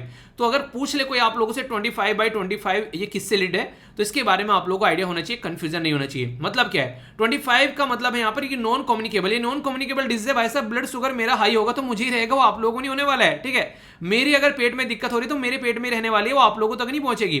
तो ये एक तरीके से ऐसी बीमारी है, कब्ज किसी इंसान को हो रखा है, कॉन्स्टिपेशन तो उसी इंसान को रहने वाला है, ठीक है। उसी को दिक्कत होगी, फिर उसी को सिगरेट चाहिए, उसी को फिर एक तरीके से नहीं, सुबह को चाय चाहिए, उसके बिना फ्रेश ही नहीं हो पा रहा इंसान। सबसे अच्छा तरीका होता है सुबह को गुनगुना पानी पियो, उससे बेस्ट तरीका कोई नहीं है। अगर चाय पीकर या फिर ये सब चीजें, ये बीड़ी सिगरेट ये सब चीजें पीकर अगर फ्रेश हो रहे हो तो बॉडी को जंक लग चुका है। पर लेकिन बॉडी अच्छी बात ये होती है कि आप लोग उसको कभी भी सुधार सकते हो, पर लेकिन आदतें सुधारने नहीं देती हैं। मैं आप लोगों को बताऊं 99% लोग इस दुनिया में इसलिए बर्बाद है क्योंकि किसी भी चीज को लेकर वो आलस करते हैं। जब तक ये आलस भरा रहेगा, बड़े ही बचपन में एक चैप्टर के मुझे कविता याद आ रही है, सदनी आलस बहुत बड़ा दुर्गुण है, अगर सुबह भी आलस आए तो क्या जग सुंदर हो पाए। तो बचपन से पढ़ाना स्टार्ट कर दिया था क्योंकि पता है आलस कितनी खतरनाक चीज है। इसी के साथ में हाई ब्लड प्रेशर, ये बेसिकली 25% जो है 25 तक यहां पर बंद करना है। ध्यान से देखिएगा, मैंने वहां पर 30 लिख रखा है, दोनों 25 है, 25 25 25 25। तो ये आप लोग याद रखिएगा। अभी फिलहाल के बारे में बात करते हैं, यहाँ पर इंडियन हाइपरटेंशन कंट्रोल जो इनिशिएटिव है 26 डिस्ट्रिक्ट में यहाँ पर स्टार्ट किया गया था, जो कि पंजाब, इसको एक बार मैप में आप लोग देख लीजिए, कनेक्ट कर पाएंगे, ठीक है। तो कहां कहां पर आप लोगों को ये देखने को मिलेगा, तो इसके बारे में याद रखिएगा। तो पंजाब में आप लोगों को देखने को मिलेगा, जहां खाते पीते घर के आदमी नहीं बोलते, खाते पीते घर के आदमी है, पंजाब हो गया। इसी के साथ में केरला हो गया, ठीक है, केरला के साथ में मध्य प्रदेश आप लोगों को देखने को मिलेगा। इसी के साथ में मध्य प्रदेश के साथ में फिर तेलंगाना और महाराष्ट्र, ठीक है, ये तेलंगाना हो गया, महाराष्ट्र हो गया। तो ये अलग अलग राज्य में इसको लॉन्च किया गया स्टार्टिंग में, पर लेकिन आगे चलकर फिर लगा, अभी तो यहाँ पर 26 डिस्ट्रिक्ट में लॉन्च किया गया, फिर 52 यानी कि 26 दूनी 52, ठीक है। तो यानी कि डबल में यहाँ पर देखने को मिला और राज्य भी यहाँ पर बढ़ा दिए गए। आंध्र प्रदेश, छत्तीसगढ़, जैसे कर्नाटक हो गया, केरला, मध्य प्रदेश, महाराष्ट्र, अलग अलग तरीके से यहाँ पर राज्य भी बढ़ा दिए गए। अब यहाँ से इंपॉर्टेंट बातें मैं आप लोगों को बताऊंगा। ये तो हो गया इतना क्वेश्चन आप लोगों को। यहाँ पर एक और जो आगे का पार्ट मैंने आप लोगों से क्वेश्चन की फॉर्म में बनाया, तो उसको भी आप लोग देखिए। यहाँ पर जो बात की जा रही है 1/4 of the women and main जो आज के डेट में जो 40 से लेके 49 के बीच में है, वो हाइपरटेंशन का शिकार है। यानी कि जो एज बढ़ रही है, लोग जो है एज बढ़ते ही बोलते हैं कि बुजुर्ग हो गए, अब क्या करें भाई साहब। लेकिन बुजुर्गों को सबसे ज्यादा एक्टिव रहने की जरूरत है, क्योंकि अगर चीजें फिट रखनी है, शरीर बनाया इसी तरीके से गया कि अगर एक्टिव नहीं रहेंगे तो फिर ये पैसिव हो जाएगा, और ये पैसिव हो गया तो फिर हम लोग एक्टिव पैसिव हो जाएंगे, ठीक है। यानी कि कहानी जो है वो खराब हो जाएगी। सदर्न जो स्टेट है यहाँ पर, वो हायर आप लोगों को देखने को मिलेगा प्रिविलेंस ऑफ हायर टेंशन। तो ये याद रखिएगा, हाइपर टेंशन जो है सदर्न यानी कि साउथ के जो राज्य हैं उनमें आप लोगों को ज्यादा देखने को मिलेगा। चेन्नई एक्सप्रेस मूवी देखिए ना, सारे खाते पीते घर के लग रहे हैं ना यहाँ पर, ये आप लोग देखिए, ठीक है। मतलब कमेंट नहीं कर रहा हूँ, गलत तरीके से मत देखिएगा। मतलब सदर्न स्टेट में इसको याद रखने के लिए आप लोग रख सकते हैं, क्योंकि क्वेश्चन एग्जाम में पूछा जा सकता है। तो खाते पीते घर के सारे लग रहे हैं, तो इस तरीके से समझिएगा। तो ये मैं नहीं बोल रहा हूँ, ये खुद नेशनल फैमिली हेल्थ सर्वे बता रहा है, ठीक है। 21.3% वुमेन और 24% मैन आज की डेट में जिनकी एज है अबव 15, ठीक है, हाइपरटेंशन का शिकार है। 15 साल के बच्चे, 15 साल से ऊपर के बच्चे आज के डेट में समझ रहे हैं आप लोग इस चीज का शिकार हो रहे हैं। तो यहां से आप लोग समझ सकते हैं केरला जो है, यहां पर ये सबसे इंपॉर्टेंट बात है, हाईएस्ट केरला में जो सबसे ज्यादा पढ़ा लिखा इंसान होगा वो आप लोगों को देखने को मिलेगा सबसे ज्यादा पैसिव, ठीक है। ये मैं भी इसका शिकार हो चुका हूं, मैंने आप लोगों को बताया भी था बेसिकली कि थायराइड की प्रॉब्लम हो गई थी, इसके चलते फिर बहुत सारी चीजें चेंज करनी पड़ी मुझे। तो ये नॉर्मली आप लोगों को इंसान को देखने को मिलेगी।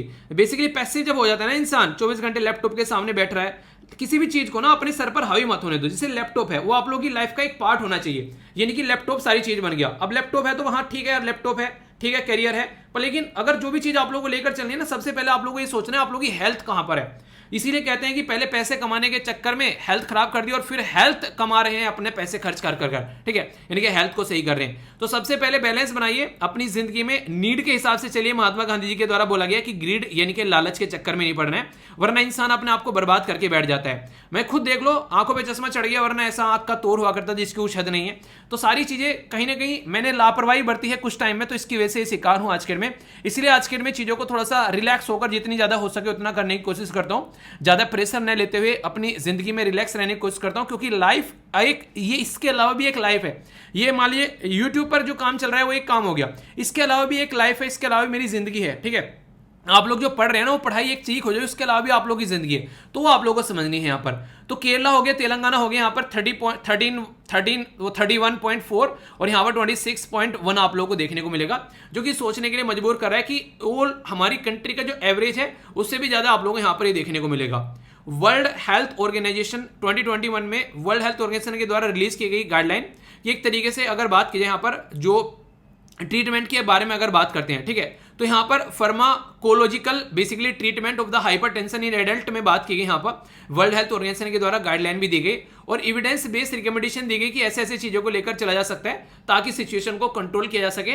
और जो भी यहाँ पर ये इतना जो आप लोग यहाँ पर देखने को मिलेगा, खासकर यहाँ पर तो फिर भी थोड़ा सा फिट लग रहा है, बॉडी सोडी बना रखी है, पर यहाँ पर आप लोग को ज्यादा लगेगी चीजें, तो इनको कम करना काफी ज्यादा जरूरी है, वरना फिर दिक्कतें देखने को मिलने लगती है। तो World Health Organization international level की बॉडी है जो कि ये काम करती है। एक इंपॉर्टेंट इंस्टीट्यूशन आप लोग यहाँ पर रिवाइज हो जाएगा।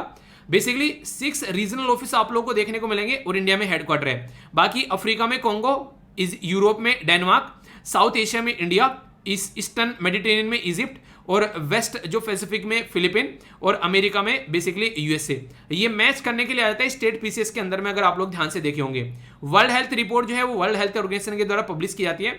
7 अप्रैल को वर्ल्ड हेल्थ डे सेलिब्रेट किया जाता है और उसी के चलते यहाँ पर ये बेसिकली बनाया 7 अप्रैल को गया था, इसीलिए यहाँ पर ये सेलिब्रेट करते हैं। इसका हेडक्वार्टर जेनेवा स्विट्जरलैंड में है और ये इसके दूसरे रीजनल हेडक्वार्टर आप लोग को देखने को मिलेंगे, ठीक है।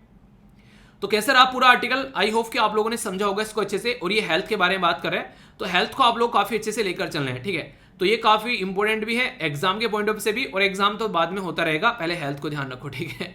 आगे चलते हैं, यहाँ पर क्वेश्चन देखते हैं। अब यहाँ पर 20/25 मैंने बताया यहाँ पर, तो यहाँ पर दोनों में 30 लिखा हुआ है, तो इसका मतलब दोनों स्टेटमेंट इनकरेक्ट है। आप लोगों को पता चल गया दोनों स्टेटमेंट इनकरेक्ट है, तो आप लोग क्या करोगे, फिर आप लोग डी पर लगा दोगे, पर नहीं, यहाँ पर इनकरेक्ट पूछा गया है, इनकरेक्ट ही पूछा गया है, तो इसका मतलब क्या है, बोथ बी एंड जो बोथ बेसिकली बोथ 1 और 2। तो इसलिए कहता हूं क्वेश्चन पता होने का मतलब ये नहीं कि आप लोग क्वेश्चन सही करके आएंगे, ठीक है। तो यहां से आप लोगों को सीखना है। सेम पैटर्न आप लोग को यहां पर देखने को मिलेगा। यहां पर कॉमन सेंस देखिए, अब दोनों स्टेटमेंट एक दूसरे कंट्रोवर्शियल में है। बोला गया सदर्न स्टेट जो है वो हाइयर प्रिविलेंट है हाइपरटेंशन के, पर लेकिन हाईएस्ट जो बोल दिया गया बिहार में और उत्तर प्रदेश में बोल दिया गया। अब या तो ये वाली गलत है या फिर ये वाली गलत है। और अगर कॉमन सेंस आप लोग थोड़ा लगाएंगे, ज्यादा मेहनत कहां पर की जाती है लोगों के द्वारा, ठीक है। खासकर जहां पर जो जीडीपी है वो आप लोग कम देखने को मिलेगी, वहां पर लोग ज्यादा मेहनत करते हुए नजर आएंगे। खासकर मजदूरी अगर बात करें तो बिहार में और उत्तर प्रदेश में आप लोगों को ज्यादा मेहनत लोग करते हुए नजर आए, तो वहां पर इतनी हाइपरटेंशन कम आप लोगों को ज्यादा देखने को मिलेगी। सदर्न स्टेट में जो कि डेवलप हो रहे हैं वहां पर ज्यादा देखने को मिलेगी। तो इसीलिए केरला जो है वो आप लोग को टॉप पर देखने को मिल रहा है, ठीक है। तो ये क्वेश्चन आप लोग का हो गया यहाँ पर, तो इंटरेस्टिंग क्वेश्चन है यहाँ पर। तो सेकंड स्टेटमेंट यहाँ पर गलत होगी और पूछा गया इनकरेक्ट ही पूछा गया है, ठीक है। तो आंसर क्या हो गया, आंसर हो गया यहाँ पर बी। तो ऐसे आप लोग समझ सकते हैं। तो कोई भी क्वेश्चन बन जाए तो आप लोग के माइंड में अगर क्लैरिटी रहेगी तो आप लोग कभी भी टेंशन में नहीं आओगे, ठीक है। ये जो आर्टिकल है ये बहुत इंपॉर्टेंट है। रिसेंटली अभी आप लोगों ने अगर प्रीलिम्स के क्वेश्चन देखे होंगे तो उसमें यहाँ पर इस पर्टिकुलर टॉपिक से क्वेश्चन पूछा जा चुका है, तो वो भी मैं आप लोगों को कवर करूँगा और वैसे भी बेसिक इन्फॉर्मेशन यहाँ पर बताऊँगा। क्या है बेसिकली यहाँ पर बात की जा रही है रबर बोर्ड के बारे में। तो यहाँ पर रबर बोर्ड ऑफ इंडिया या फिर रबर बोर्ड भारत, आप लोग इसको हिंदी में बोल सकते हैं, ये चाह रहा है कि यूथ जो है, यंग जो जनरेशन है, वो रबर की खेती की ओर बढ़े, इसमें कोई इनोवेशन आए और ज़्यादा प्रोडक्टिविटी जो है वो इस एरिया की बढ़े। ये एक ऐसा एरिया है जहाँ पर और ज़्यादा डेवलपमेंट की ज़रूरत है, तो इसलिए यूथ को अपनी ओर आकर्षित करने की कोशिश जो है वो इनके द्वारा की जा रही है। तो ये काम कौन कर रहा है? ये काम कर रहा है रबर बोर्ड। तो रबर बोर्ड ने यहाँ पर एक तरीका कंपेन लॉन्च किया है ताकि डायनामिक चेंज एक्टिविटी यहाँ पर रबर जो प्रोड्यूसर सोसाइटी है उसके अंदर लेकर आई जा सके। तो ये जो रबर बोर्ड है ये एक तरीका ऐसा सिस्टम है हमारे देश में कैसे हम लोग रबर को और अच्छे लेवल पर लेकर चल सकते हैं और सही तरीके से इस इंडस्ट्री को बढ़ा सकते हैं। तो एक ऐसा बोर्ड बनाया गया, रबर एक्ट लाया गया जब 1947 का, यानी कि देश आज़ाद होते ही यहाँ पर इसके लिए कानून आया। तो इसका मतलब इंपॉर्टेंस है इसकी काफ़ी ज़्यादा है, ठीक है। और ये रेस्पॉन्सिबल है जो development of the rubber industry. आज की डेट में अगर आप लोग देखोगे कितनी सारी चीज़ें हैं जो आज के डेट में आप लोग रबर की यूज़ करते हो, ठीक है। जैसे अगर कहीं भी आप लोगों को जाना है, आप लोग गाड़ी से जाते हो, स्कूटर से जाते हो, स्कूटी से जाते हो, मोटरसाइकिल से जाते हो, तो रबर के टायर आप लोगों को वहाँ पर देखने को मिलेंगे, ये आप लोग देखते हैं। तो यानी कि आज की डेट में रबर की बहुत ज़्यादा इंपॉर्टेंस है। अगर आप लोग अलग अलग इंडस्ट्री के बारे में आप लोग बात करोगे, अच्छा कोई भी 3 एप्लीकेशन बताओ रबर के। एक तो रबर आप लोगों ने बचपन में यूज़ की होगी गलतियों को मिटाने के लिए, ठीक है वो तो है ही है, बाकी ये आप लोग जानते ही हैं। फंक्शन जो है वो मिनिस्ट्री किसके अंडर काम करता है? तो ministry of commerce and industry के अंदर काम करता है। चेयरमैन जो होते हैं वो सेंट्रल गवर्नमेंट के द्वारा अपॉइंट किए जाते हैं। और यहाँ पर बेसिकली कोट्टयम जो केरला के अंदर इसका हेडक्वार्टर आप लोगों को देखने को मिलेगा। कुछ बेसिक बातें जहाँ से डायरेक्ट क्वेश्चन आप लोगों के लिए पूछा जा सकता है वो मैं आप लोगों को बताता हूँ। रबर की खेती करने के लिए जो टेम्परेचर की रिक्वायरमेंट होती है वो लगभग 25 डिग्री सेंटीग्रेड के करीब आप लोगों को, या फिर इसके लगभग ज़्यादा आप लोगों को देखने को मिलता है। इसके साथ में 200 सेंटीमीटर की बारिश भी होनी चाहिए। तो इसीलिए इससे अंदाज़ा लगा सकते हैं ज्योग्राफी का कि कैसे कौन कौन से राज्य जहाँ पर ये माहौल देखने को मिलता है। तो वो राज्य है आप लोगों का केरला, तमिलनाडु और इसी के साथ में कर्नाटका। सबसे ज़्यादा रबर प्रोड्यूस करने वाले KT के राज्य आप लोगों को देखने को मिलेंगे, जो एक्रोनिम भी आप लोग याद रख सकते हैं। मेजर प्रोड्यूसर अगर ग्लोबली बात करें आप लोग, दुनिया में सबसे ज़्यादा प्रोड्यूस कौन करता है? तो वो करता है थाईलैंड, सबसे ज़्यादा है। दूसरे नंबर पर इंडोनेशिया, तीसरे नंबर पर मलेशिया, चौथे नंबर पर वियतनाम, पाँचवें नंबर पर चाइना, और फिर आप लोगों को इंडिया देखने को मिलेगा। तो इस तरीके से आप लोग यहाँ पर समझ सकते हैं ये है वो देश जो रबर को प्रोड्यूस करने वाले टॉप 6 कंट्री है। पर लेकिन जब कंज्यूमर यानी कि यूज़ करने के बारे में बात करें तो सबसे टॉप पर वो आएगा जिसकी सबसे ज़्यादा पॉपुलेशन है, कौन? वो है चाइना। दूसरे नंबर पर कौन सा आएगा? वो है इंडिया। तीसरे नंबर पर कौन आएगा? वो है USA। चौथे नंबर पर कौन आएगा? वो है जापान। तो ये वो लोग हैं जो कि सबसे ज़्यादा रबर की खपत करते हुए आप लोगों को नजर आते हैं। तो ये काफ़ी इंपॉर्टेंट है, यहाँ पर ये आप लोग समझ सकते हैं। टोटल जो रबर है अगर बात करें हमारी कंट्री में करेंटली आप लोग देखते हैं लगभग 40% जो है वो हम लोग बाहर से खरीद कर लेकर आते हैं, तब जाकर हमारी पूर्ति होती है। यानी कि हमारी रबर खुद हम लोग इतनी प्रोड्यूस नहीं कर पा रहे हैं ताकि अपनी पूर्ति कर सके। इसी चीज़ को ध्यान में रखते हुए रबर बोर्ड ने ये बोला है कि क्यों ना कम से कम इतना तो करें कि हम लोग सेल्फ डिपेंडेंट हो जाएं, बाहर से हम लोग को रबर खरीद कर लानी ही ना पड़े। तो ये काफ़ी इंपॉर्टेंट है, कम से कम अपने पैरों पर अपने लिए तो खड़ा हो जाए, बाकी बाद में जो होगा वो देखा जाएगा। तो इसके चलते आप लोग यहाँ पर याद रख सकते हैं। तो केरला के अंदर है यहाँ पर ये रबर बोर्ड, इसके बारे में क्वेश्चन पूछा है तो कंफ्यूजन नहीं होना है, कैसे रबर की इंडस्ट्री को आगे लेकर चलना है उसके ऊपर यहाँ पर ये काम करता है, ठीक है। तो बेसिक इन्फॉर्मेशन है, इसको आप लोग याद रख सकते हैं और फैक्चुअल भी है, ये अलग अलग एग्जाम में पूछी जा सकता है आराम से। ये जो आर्टिकल है ये इंडियन एक्सप्रेस के अंदर में यहाँ पर कवर किया गया। सबसे इंपॉर्टेंट बात क्या है, अभी आप लोगों ने बहुत बार सुना होगा स्टार्टअप। स्टार्टअप का मतलब क्या होता है? अपना खुद का काम धंधा कुछ स्टार्ट करना, उसको स्टार्टअप बोलते हैं। यानी कि किसी के अंडर में जाकर काम नहीं करना।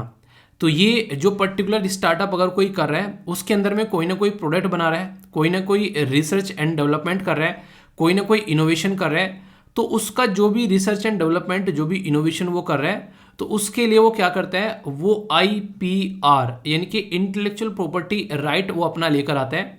यानी कि उसने कोई इनोवेशन किया है तो वो उसका अधिकार है, वो अपने हिसाब से अपनी चीज़ों को जो है इस्तेमाल कर सकते हैं, वो उसका अधिकार लेता है कि पब्लिकली अगर कोई भी उसको इस्तेमाल कर रहा है उसका प्रोडक्ट इस तरीके से, तो उसको वो कंट्रोल कर सके। Scheme for facilitating startup intellectual property protection, तो ये स्कीम है जो कि अभी यहाँ पर न्यूज़ में देखने को मिल रही है, जिससे क्वेश्चन भी बनने के चांसेस हो जाते हैं।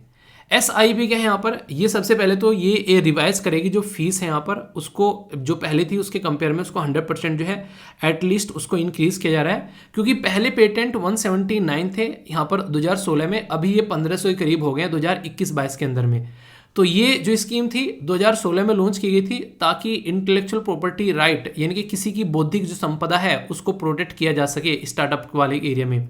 इंप्लीमेंट किया जाता है इसको यहाँ पर controller general of patent design and trademark के द्वारा, और ये अभी पेटेंट डिजाइन या ट्रेडमार्क जो भी रहते हैं यहाँ पर इनको कैसे प्रोसेसिंग करके सही इंसान तक सही पहुंचना है, तो उसका यहाँ पर काम इनके द्वारा किया जाता है इस ऑफिस के द्वारा। तो इससे क्या रहता है, कल को मान लीजिए कोई प्रोडक्ट किसी ने बनाया और पता चला कोई और उसको इस्तेमाल कर रहा है और उससे पैसे कमा रहा है बिना उसकी परमिशन के, तो ये गलत होगा, तो उसके खिलाफ केस चलाया जा सकता है और इस इंसान को कंट्रोल किया जा सकता है। तो यह है बेसिक इन्फॉर्मेशन इसके बारे में। तो अगर कोई भी आप लोग अपना प्रोडक्ट लेकर आते हैं ताकि उसको कोई कॉपी ना मार सके, उस प्रोडक्ट की ओरिजिनलिटी खत्म ना कर सके, कॉपी कैट इतने आप लोगों को मार्केट में देखने को मिलेंगे, लोग जरा सी देर में तुम्हारा प्रोडक्ट जो है वो कॉपी करने की कोशिश करते हैं। इसका रीज़न क्या रहता है, उनको ये रहता है कि कॉपी कर कर जो है इस प्रोडक्ट को इस्तेमाल कर ले, अपनी बुद्धि का इस्तेमाल नहीं करना है, ठीक है। तो ये आप लोग यहाँ पर समझ सकते हैं। तो इसका मतलब जो है इस चीज़ को रोकना ताकि लोग जो है अपना टैलेंट बाहर निकालें। टैलेंट सबके अंदर में है, पर लेकिन उसको इस्तेमाल करने में उसको दर्द होता है, उसको लगता है सामने वाला कर ही रहा है तो फिर मुझे क्यों बुद्धि लगानी, ऐसा लगता है कि इससे बुद्धि खर्च हो जाएगी तो इंसान की कुछ बिगड़ जाएगा। तो बुद्धि का इस्तेमाल करने में लोगों को दर्द होता है, तो इसलिए ऐसी हरकतें लोग करते हुए नजर आते हैं, ठीक है। तो बेसिक है, याद रखिएगा। आप लोगों ने अक्सर देखा होगा जब भी कोई प्रोजेक्ट कोई सैटेलाइट वगैरह लॉन्च किया जाता है तो उसमें फ्यूल यूज़ किया जाता है, फ्यूल वगैरह हाइड्रोजन का कोई ना कोई कंपोनेंट वहाँ पर यूज़ करते हुए नजर आते हैं। पर जापान ने अभी यहाँ पर कमाल करके दिखा दिया, उसने दुनिया का फर्स्ट स्टीम प्रोपल्ड स्पेस क्राफ्ट जो है वो यहाँ पर बेसिकली लॉन्च किया जा रहा है, ठीक है। तो ये इंडियन एक्सप्रेस के अंदर कवर किया गया और साइंस एंड टेक वाले पोर्शन के साथ में इसको आप लोग कनेक्ट कर सकते हैं। काफ़ी इंपॉर्टेंट टॉपिक है, यहाँ पर बात की जा रही है यहाँ पर किसके बारे में, ये आप लोग समझिएगा। इसको बोला गया है बेसिकली इक्विलिसिस, ठीक है। तो इक्विलिसिस स्पेस क्राफ्ट, तो जापान की स्पेस एजेंसी जिसका नाम है जाक्सा, जैसे हमारी इसरो है इंडियन स्पेस रिसर्च ऑर्गेनाइजेशन, ऐसे यहाँ पर इसकी जापान की जाक्सा है। USA की क्या है वो आप लोग बताइए, पता ही चल जाएगा, हालांकि आगे रसिया की बताइए, चलिए ठीक है। तो इनके द्वारा यहाँ पर स्टीम यानी कि पानी को जो है गर्म कर कर उसकी भाप बनाकर उसको ईंधन के तौर पर यूज़ किया गया है। तो दुनिया में पहला ऐसा एक्सपेरिमेंट किया गया कि वाटर प्रोपेलेंट जो प्रपल्सन सिस्टम यहाँ पर यूज़ किया गया है लो अर्थ ऑर्बिट में सिस्टम को पहुँचाने के लिए। ये जो इक्विलिस है यहाँ पर ये बेसिकली लॉन्च किया गया, जो कि यहाँ पर आप लोगों को नासा का जो ओरियन स्पेस क्राफ्ट है उससे लॉन्च किया गया, यानी कि USA के स्पेस क्राफ्ट से इसको लॉन्च किया गया। और एम था इसका कि लो एनर्जी ट्रेजेक्ट्री जो है वो यहाँ पर यूज़ की जा सके, अर्थ मून जो यहाँ पर बेसिकली लैंग्वेज पॉइंट 2 ये पर्टिकुलर EML बोला गया इसको, उसके बीच में पहुँचाने के लिए। लैंग्वेज पॉइंट जो पोजीशन होती है स्पेस में जहाँ पर ऑब्जेक्ट सेंड किए जाते हैं, ये पुट किया जाता है due to precise equal gravitational pull to large bodies. मतलब क्या होता है आप लोग ये समझ सकते हैं कि जैसे कि मान लीजिए एक पर्टिकुलर बॉडी है यहाँ पर हमारी पृथ्वी, एक पर्टिकुलर बॉडी है यहाँ पर चांद, तो ऐसा एक पॉइंट यहाँ पर नोटिस किया जाता है जहाँ पर ग्रेविटेशनल फोर्स जो हो वो इक्वल हो, इधर भी इतना ही लगे और इधर भी इतना ही लगे, ताकि ये बॉडी यहाँ पर स्टेबल बन सके। तो ये यहाँ पर एक पॉइंट आप लोगों को देखने को मिलेगा, ठीक है। तो यहाँ पर इसको लॉन्च किया गया, तो ये किसका सिस्टम है, ये सिस्टम तो है बेसिकली जापान का, लॉन्च किया गया USA के नासा के ओरियन स्पेस क्राफ्ट के द्वारा। तो ये एक बेहतरीन एक एक्सपेरिमेंट मेरे हिसाब से, तो मतलब एक बेहतरीन एक्सपेरिमेंट है यहाँ पर, जो कि एक नया एक रिवोल्यूशनरी चेंज लेकर आएगा साइंस एंड टेक के फील्ड में। आप लोग ही क्या राय है इसके बारे में, आप लोग अपनी राय बता सकते हैं कि पानी का इस्तेमाल करके लॉन्च कर दिया भाई, तो ये बड़ी बात है। ये जो पर्टिकुलर टॉपिक है ये भी साइंस एंड टेक के साथ में आप लोग कवर कर सकते हैं, और इंडियन एक्सप्रेस के अंदर में यहाँ पर कवर किया गया। ये पर्टिकुलर जो पक्षी है यहाँ पर इसको डायनासोर की प्रजाति का बोला गया। ये बेसिकली एक आप लोगों ने सुना होगा यहाँ पर नोटो वेनेटर पॉलीडेट्स, तो ये इसी के साथ में कनेक्ट करके देखा जा रहा है, यानी कि ये जो पर्टिकुलर पक्षी इसकी चोंच अगर देखोगे इसमें छोटे छोटे दांत हैं, तो लगभग ये माना जा रहा है कि 100 के करीब इसके अंदर स्मॉल जो टीथ हैं यहाँ पर, ये यहाँ पर देखते हैं। और इसकी जो स्ट्रक्चर है यहाँ पर, ये जो आप लोगों को देखने को मिल रही है, ये डायनासोर के जैसी यहाँ पर पानी के अंदर जाकर मछलियों को खाना, इस तरीके से यहाँ पर इसकी प्रकृति आप लोगों को देखने को मिलती है। तो जो यहाँ पर जो नोटो वेनेटर जो पोलिडट्स, ये पर्टिकुलर जो डायनासोर के साथ में इसको कंपेयर किया जा रहा है, जो लगभग अब से 72 मिलियन ईयर एगो देखने को मिलते थे, यानी कि आप से काफी पुराने टाइम। और सबसे बड़ी बात ये इसकी गर्दन पर ये बताया जा रहा है कि बाल पाए जाते थे। तो ये अभी एक ऐसी स्ट्रक्चर जो सामने निकल कर आ रही है, तो उसके चलते यहाँ पर इसके बारे में बातें की जा रही है। और ये कहाँ पर बेसिकली इसके बारे में बातें कहाँ से निकल कर आई, तो ये आप लोग को देखने को मिलेगी मंगोलिया के अंदर से, ठीक है। तो ये आप लोग यहाँ पर समझ सकते हैं कहाँ है मंगोलिया। तो मंगोलिया आप लोगों को सैंडविच देखने को मिलेगा चाइना और रसिया के बीच में, बिल्कुल ऐसे जैसे चाइना और इंडिया के बीच में नेपाल, हालांकि चाइना के बीच में नहीं है, ये तिब्बत और इंडिया के बीच में है। तिब्बत चाइना ने अपने कब्जे में ले लिया, वो एक अलग बात है। रियलिटी में तिब्बत के बीच में आप लोगों को देखने को मिलेगा। कुछ इंपॉर्टेंट न्यूज जो कि इकोनॉमी से रिलेटेड आप लोगों को देखने को मिलेगी। सबसे पहली न्यूज आ रही है आरबीआई की मॉनेटरी पॉलिसी के बारे में। मॉनेटरी पॉलिसी कमेटी के बारे में आप लोगों ने सुना होगा, जिसको एमपीसी बोलते हैं। वो रिजर्व बैंक ऑफ इंडिया के अंडर यहाँ पर कैसे आप लोग जो पॉलिसी रेट होते हैं वो होते हैं, उसके ऊपर डिसाइड करती हैं चीज़ें। उसके अंदर 6 मेंबर होते हैं और आरबीआई के चेयरमैन जो होते हैं वो यहाँ पर बेसिकली जो गवर्नर उसको चेयर करते हैं। ये क्वेश्चन पूछा गया था, बोला गया था फाइनेंस मिनिस्टर उसको चेयर करते हैं, नहीं, रिजर्व बैंक ऑफ इंडिया के गवर्नर उसको चेयर करते हैं। तो ये याद रखना। इसमें 35 बेसिस पॉइंट हाइक कर दिया गया रेपो रेट के अंदर, जो कि 6.25% हो गया प्रेजेंट टाइम पर। इसका मतलब ये है कि एक तरीके से आप लोग बोल सकते हैं कि जो भी पैसा अब यहाँ पर जो बैंकों को चाहिएगा रिजर्व बैंक ऑफ इंडिया से, 6.25 का उसको इंटरेस्ट पे करना पड़ेगा रिजर्व बैंक ऑफ इंडिया को शॉर्ट टर्म के लिए, ठीक है। इसमें यूपीआई जो है उसके एक सिस्टम जो सिंगल ब्लॉक एंड मल्टीपल जो डेट इन यूपीआई भी इंट्रोड्यूस यहाँ पर किया जा रहा है। यूपीआई को एक काफ़ी अच्छे सिस्टम के तरीके से देखा जा रहा है। आप लोगों ने ऐप भी देखा होगा, तो काफ़ी एक अच्छा सिस्टम माना जा रहा है पैसों को ट्रांसफर करने का, ठीक है। अंदर जो यहाँ पर नेक्स्ट बात की जा रही है, एन जो चंद्रशेखरन जो है उनको अपॉइंट किया गया चेयर B20। G20 का नाम सुना होगा आप लोगों ने, यहाँ पर बिजनेस 20 के बारे में बात की जा रही है, ठीक है। तो ये हमारे हाथ में है, तो हम लोग इसके चलते इस पर्टिकुलर जो मीटिंग को अच्छे से हैंडल कर रहे हैं। Arun Kumar Singh former chairman BPCL के अपॉइंट किए गए chairman and managing director ONGC. ONGC की फुल फॉर्म आप लोग बताएगा।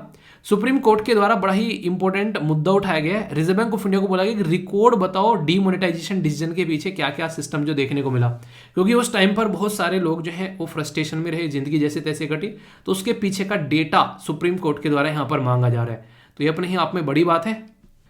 इंपॉर्टेंट क्वेश्चन बन सकता है कि पासपोर्ट इंडेक्स 2022 पब्लिश किए गए यहाँ पर एटोन कैपिटल के द्वारा। यूएई इसमें रैंक फर्स्ट और इंडिया 87वें नंबर पर है वर्ल्ड के स्ट्रॉन्गेस्ट पासपोर्ट की कैटेगरी में। यूएई और अपनी कंट्री का याद रखेगा। टाइम्स मैगजीन्स के द्वारा, इसके ऊपर स्टार लगा लेना, टाइम्स मैगजीन्स के द्वारा अभी यहाँ पर पर्सन ऑफ द ईयर का जो खिताब दिया गया वो दिया गया यूक्रेन के प्रेसिडेंट जिनका नाम है यहाँ पर व्लादिमीर जेलेंस्की, ठीक है। तो जेलेंस्की साहब को यहाँ पर ये अवार्ड दिया गया पर्सन ऑफ द ईयर, क्योंकि इतने लंबे समय से वो टिके हुए हैं रसिया के सामने, ठीक है। तो ये आप लोग याद रखते हैं। इंडियन की इंफॉर्मेशन ब्रॉडकास्टिंग मिनिस्ट्री ने गूगल से बोला है कि stop publishing online batting advertisement, उन्हें सट्टेबाजारी करना ऑनलाइन। बहुत सारे लोग ऑनलाइन बैटिंग लगाने के लिए एडवर्टीजमेंट करते हैं और कई सारे हीरो भी यहाँ पर इसका अब तक यहाँ पर बेसिकली एडवर्टीजमेंट कर रहे थे।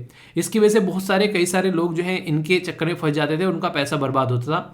तो अपने ही आप में काफ़ी घटिया ये चीज़ आप लोग बोल सकते हैं।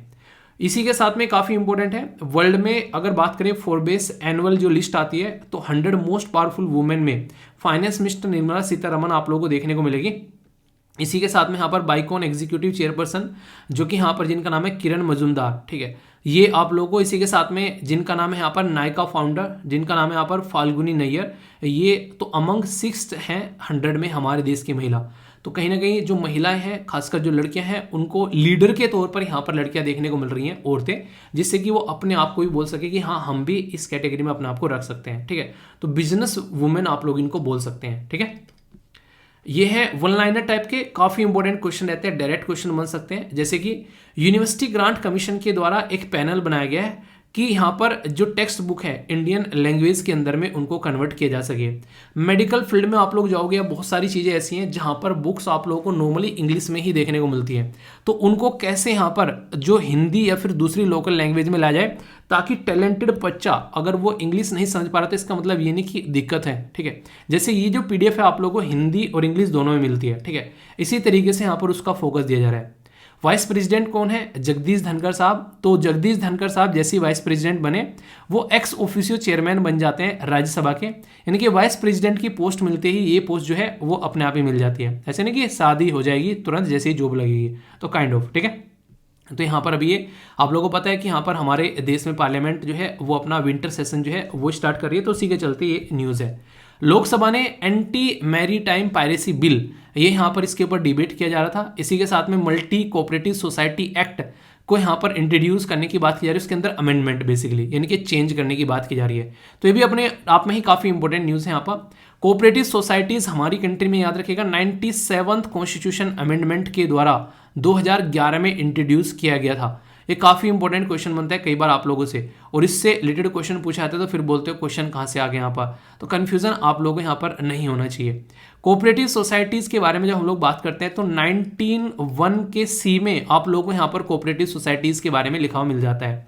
हरियाणा ने बोला है कि किसी भी एम्प्लॉय को बिना इंक्वायरी के किसी को निकालने का हक नहीं है, यानी कि ऐसे नहीं किसी को निकाल के फेंक दिया, ऐसे ही डिसमिस नहीं करेगा, इसके लिए गाइडलाइन इशू की गई है, काफ़ी इंपॉर्टेंट है। इसरो स्पेशल डेटा इंफ्रास्ट्रक्चर के बारे में बात की जा रही है, लद्दाख में इसके बारे में यहाँ पर इसको लॉन्च किया जा रहा है। इसी के साथ में सेंटर के द्वारा लॉन्च किया गया है एक पावर ट्रांसमिशन सिस्टम, जो कि 500 गीगावाट का ग्रीन एनर्जी 2030 तक का ये डेवलप करने की बात की जा रही है। रिन्यूएबल एनर्जी पर फोकस किया जा रहा है, तो ये काफ़ी इंपॉर्टेंट आप लोग बात यहाँ पर बोल सकते हैं। तो ये काफ़ी इंटरेस्टिंग था, आइडिया आप लोगों को होना चाहिए। ओके, कोई भी कन्फ्यूजन हो तो उसको पूछ लेना है, कन्फ्यूजन लेके साथ में नहीं जाना है। ये हमारा छोटू कौन बनेगा करोड़पति, तो बोला जा रहा है कि as per the World Bank जो इंडिया डेवलपमेंट अपडेट है उसमें GDP फोरकास्ट हमारी 2022-23 के लिए क्या की गई, 8.1, 7.5, 7.2 या 6.9, सही आंसर बताइए। What is the repo rate after monetary policy committee, जो उसके द्वारा बताया गया है, 5.9, 6.25, 6.56, 6.50 या फिर 6.75, ठीक है। नेक्स्ट यहाँ पर बताना कि साइक्लोन जो रिसेंटली अभी बे ऑफ बंगाल में देखने को मिला, आप लोगों को नाम बताना है। पहला नाम है यहाँ पर बेसिकली मांडूस, इसी के साथ में आसनी। नेक्स्ट यहाँ पर ये है, इसका नाम है यहाँ पर बेसिकली सितरांग, और नेक्स्ट यहाँ पर मोचा, ठीक है। तो इनका नाम आप लोगों को बताना है, हालांकि इनके नाम हिंदी में चेंज हो गए, इनका कुछ मीनिंग निकाल लिया इसने डायरेक्ट, ठीक है। तो इसके बारे में आप लोग बताइएगा। इसी के साथ में 12th वर्ल्ड हिंदी कॉन्फ्रेंस ये होस्ट की जाएगी कौन सी कंट्री के द्वारा, इटली, जर्मनी, UK या फिर फिजी। अपने ही आप में काफ़ी बेहतरीन क्वेश्चन है, इसके बारे में एटलीस्ट आप लोगों को पता होना चाहिए, क्योंकि ऐसे क्वेश्चन एग्जाम में बन जाते हैं, ठीक है। CSET के बारे में यहाँ पर बात की जा रही है, क्वेश्चन आप लोगों के सामने, इसको अटेम्प्ट करो, फिर इसका आंसर बताऊंगा। तब तक मैं आप लोगों की एक रिवर कवर करा देता हूँ। यहाँ पर ये है yellow stone river. Yellow stone river जो है उसकी जो लेंथ आप लोगों को देखने को मिलेगी वो लगभग आप लोगों को 1104 किलोमीटर लंबी ये रिवर है। यहाँ पर ये रिवर जो है आप लोगों को यूनाइटेड स्टेट ऑफ अमेरिका के अंदर आप लोगों को देखने को मिलेगी, और इसको आप लोग हिंदी में भी यहाँ पर देखते हैं। कोई भी कन्फ्यूजन आप लोगों को यहाँ पर इसके बारे में नहीं होना चाहिए, ठीक है। यहाँ पर जो पर्टिकुलर माउंटेन रेंज है ये अब्सरोक का, ठीक है। तो ये माउंटेन रेंज है यहाँ पर, जो कि इसके साथ में कनेक्टेड कर भी आप लोग यहाँ पर देख सकते हैं। तो थोड़ा सा और डिटेल में देखेंगे तो यहाँ पर ये मिसूरी रिवर है, इसके जस्ट नीचे आप लोगों को येलो स्टोन रिवर आप लोगों को देखने को मिलेगी। ये यूनाइटेड स्टेट ऑफ अमेरिका यानी कि USA का मैप है, तो कन्फ्यूज आना नहीं है। आइए कौन बनेगा छोटू करोड़पति का आंसर भी देख लेते हैं और बताना कितने क्वेश्चन आप लोग के करेक्ट हुए हैं। वर्ल्ड बैंक के द्वारा यहाँ पर बात की गई ग्रोस डोमेस्टिक प्रोडक्ट के बारे में, तो यहाँ पर फोरकास्ट किया गया। तो यहाँ पर India during the current financial year ये 6.9 इसके द्वारा यहाँ पर बताया गया, ठीक है। तो यहाँ पर 2030 तो यहाँ पर बेसिकली जो 6.9 बताया गया फाइनेंशियल ईयर, जो 6.9 फ्रॉम द 6.5 यानी कि इंक्रीज कर दिया गया, पहले 6.5 बताया गया था। उसको लग रहा है कि हमारी अर्थव्यवस्था थोड़ी सी पॉजिटिव देखने को मिल रही है। ये वर्ल्ड बैंक की बातें हैं, ठीक है।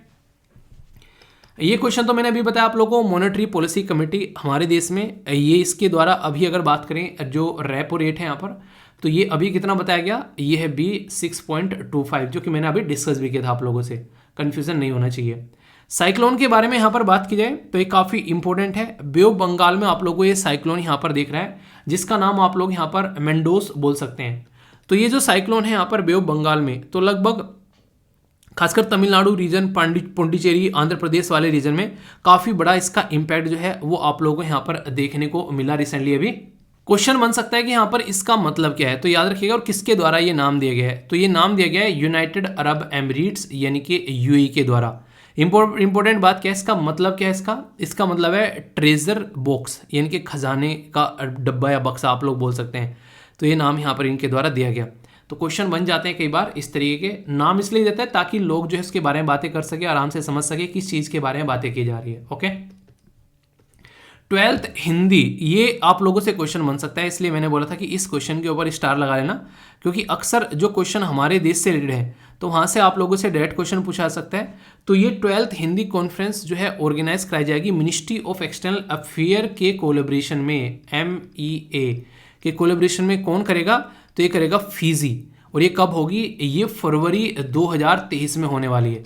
तो इतना एडवांस करंट अफेयर आप लोगों का हो रहा है कि 2 महीने बाद की आप लोग देख सकते हैं कि न्यूज़ आप लोगों के सामने यहाँ पर डिस्कस की जा रही है। ठीक है, तो याद रखिएगा इसके बारे में थीम रखी जा रही है यहाँ पर Hindi from traditional knowledge to artificial intelligence. ठीक है, 11 वर्ल्ड हिंदी कॉन्फ्रेंस जो है वो ऑर्गेनाइज कराई जा रही है वेरियस कंट्री, यहाँ पर आप लोग देखते हैं। तो ये काफ़ी इंपॉर्टेंट है यहाँ पर। तो याद रखिएगा कि from traditional knowledge to artificial intelligence, तो ये काफ़ी इंटरेस्टिंग थीम लगी मुझे पर्सनली। अगर देखा जाए तो क्वेश्चन भी आप लोगों से बन सकता है। CSET का ये क्वेश्चन था, इसका आंसर आप लोगों को बी देखने को मिलेगा, बी यानी कि 55। ठीक है, तो ये आप लोग यहाँ पर देख सकते हैं। इसी के साथ में मैप बेस्ड हो गया। अब हम लोग बात करेंगे वोकैबुलरी के बारे में। 5 नए शब्द आप लोग की इंग्लिश को इंप्रूव करेंगे। इसी के साथ में आप लोग स्पीकिंग, आंसर राइटिंग या किसी की अगर अंग्रेजी बोली जा रही है तो अंडरस्टैंडिंग में आप लोग की डेवलप होती है, यहाँ पर नजर आएगी वोकैबुलरी, अगर आप लोग डेली अपनी लाइफ में इंक्लूड करके चलते हैं। NDA, CDS, SSC, बैंकिंग जैसे एग्जाम्स हैं जिसमें डायरेक्ट आप लोग को एंटोनिम, सिनोनिम्स पूछे जाते हैं, तो भी आप लोगों के सामने है। यहाँ पर याद रखने का आसान तरीका होता है, जो भी वर्ड आप लोग दिखें उसको यूज़ करना स्टार्ट करो, उसके ऊपर सेंटेंस फॉर्म करना स्टार्ट करो, ये शब्द याद होने स्टार्ट हो जाएंगे। टिपिंग पॉइंट, टिप पॉइंट आप लोगों ने एक तरीके से ऐसा पॉइंट जहाँ turning point, game changing point, critical movement, तो ये होता है एक तरीके से क्रांतिकारी परिवर्तन, या फिर आप लोग टिप बिंदु भी इसको बोल सकते हैं। ठीक है, तो नोट क्रिटिकल के बारे में बात की जा रही है, note critical point, note critical moment, note critical stage, तो एक तरीके से इसका एंटोनिम्स हो गया यानी कि अपोजिट। ठीक है, तो ये काफी इंपॉर्टेंट है। नेक्स्ट यहाँ पर बात की जा रही है एलिविएट के बारे में, इसका मतलब होता है कम। ठीक है, तो यानी कि एक तरीके से यहाँ पर आप लोग जो शब्द है उसको समझो और उसके ऊपर सेंटेंस फॉर्म करो, और वो कब होगा, जब इसको आप लोग समझ पाओगे। तो एलिविएट यानी कि कम करना, यानी कुछ भी ऐसी चीज जो कि काफी ज्यादा पेन कर सकती है तो पेन कम करना। सीवियरिटी आ सकती है उसकी, मतलब इतने भूकंप आ गया कहीं बहुत ज्यादा है तो उसका नुकसान कम से कम पहुंचे। सीरियस जो चीजें हैं उसको कम करना, एक तरीके से आप लोग बोल सकते हैं कि किसी चीज को ज्यादा जो स्मूथ बनाना आप लोग बोल सकते हैं, किसी की हेल्प करने बोल सकते हैं। और अपोजिट इसको बढ़ा देना बहुत ज्यादा है, जिसकी वजह से और ज्यादा दिक्कतें देखने को मिल सकती हैं। फ्रेंड सुना होगा, फ्रेंड नॉर्मल होते हैं, फ्रेंजी होता है उन्माद, यानी कि ऐसा बिहेवियर जो कि अनकंट्रोल हो जाए, एक्साइटमेंट का लेवल हाई है, वाइल्ड बिहेवियर इंसान का देखने को मिल रहा है।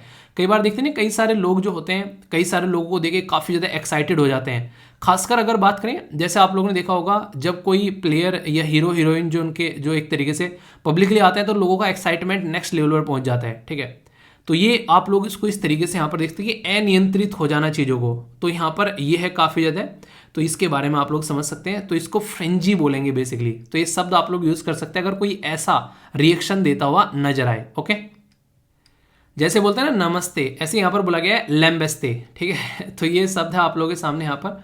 नमस्ते को बेसिकली आप लोग यहाँ पर देख सकते हैं एक तरीके से लैम्बस्ते के तरीके से। यहाँ पर क्या हो गया इसको,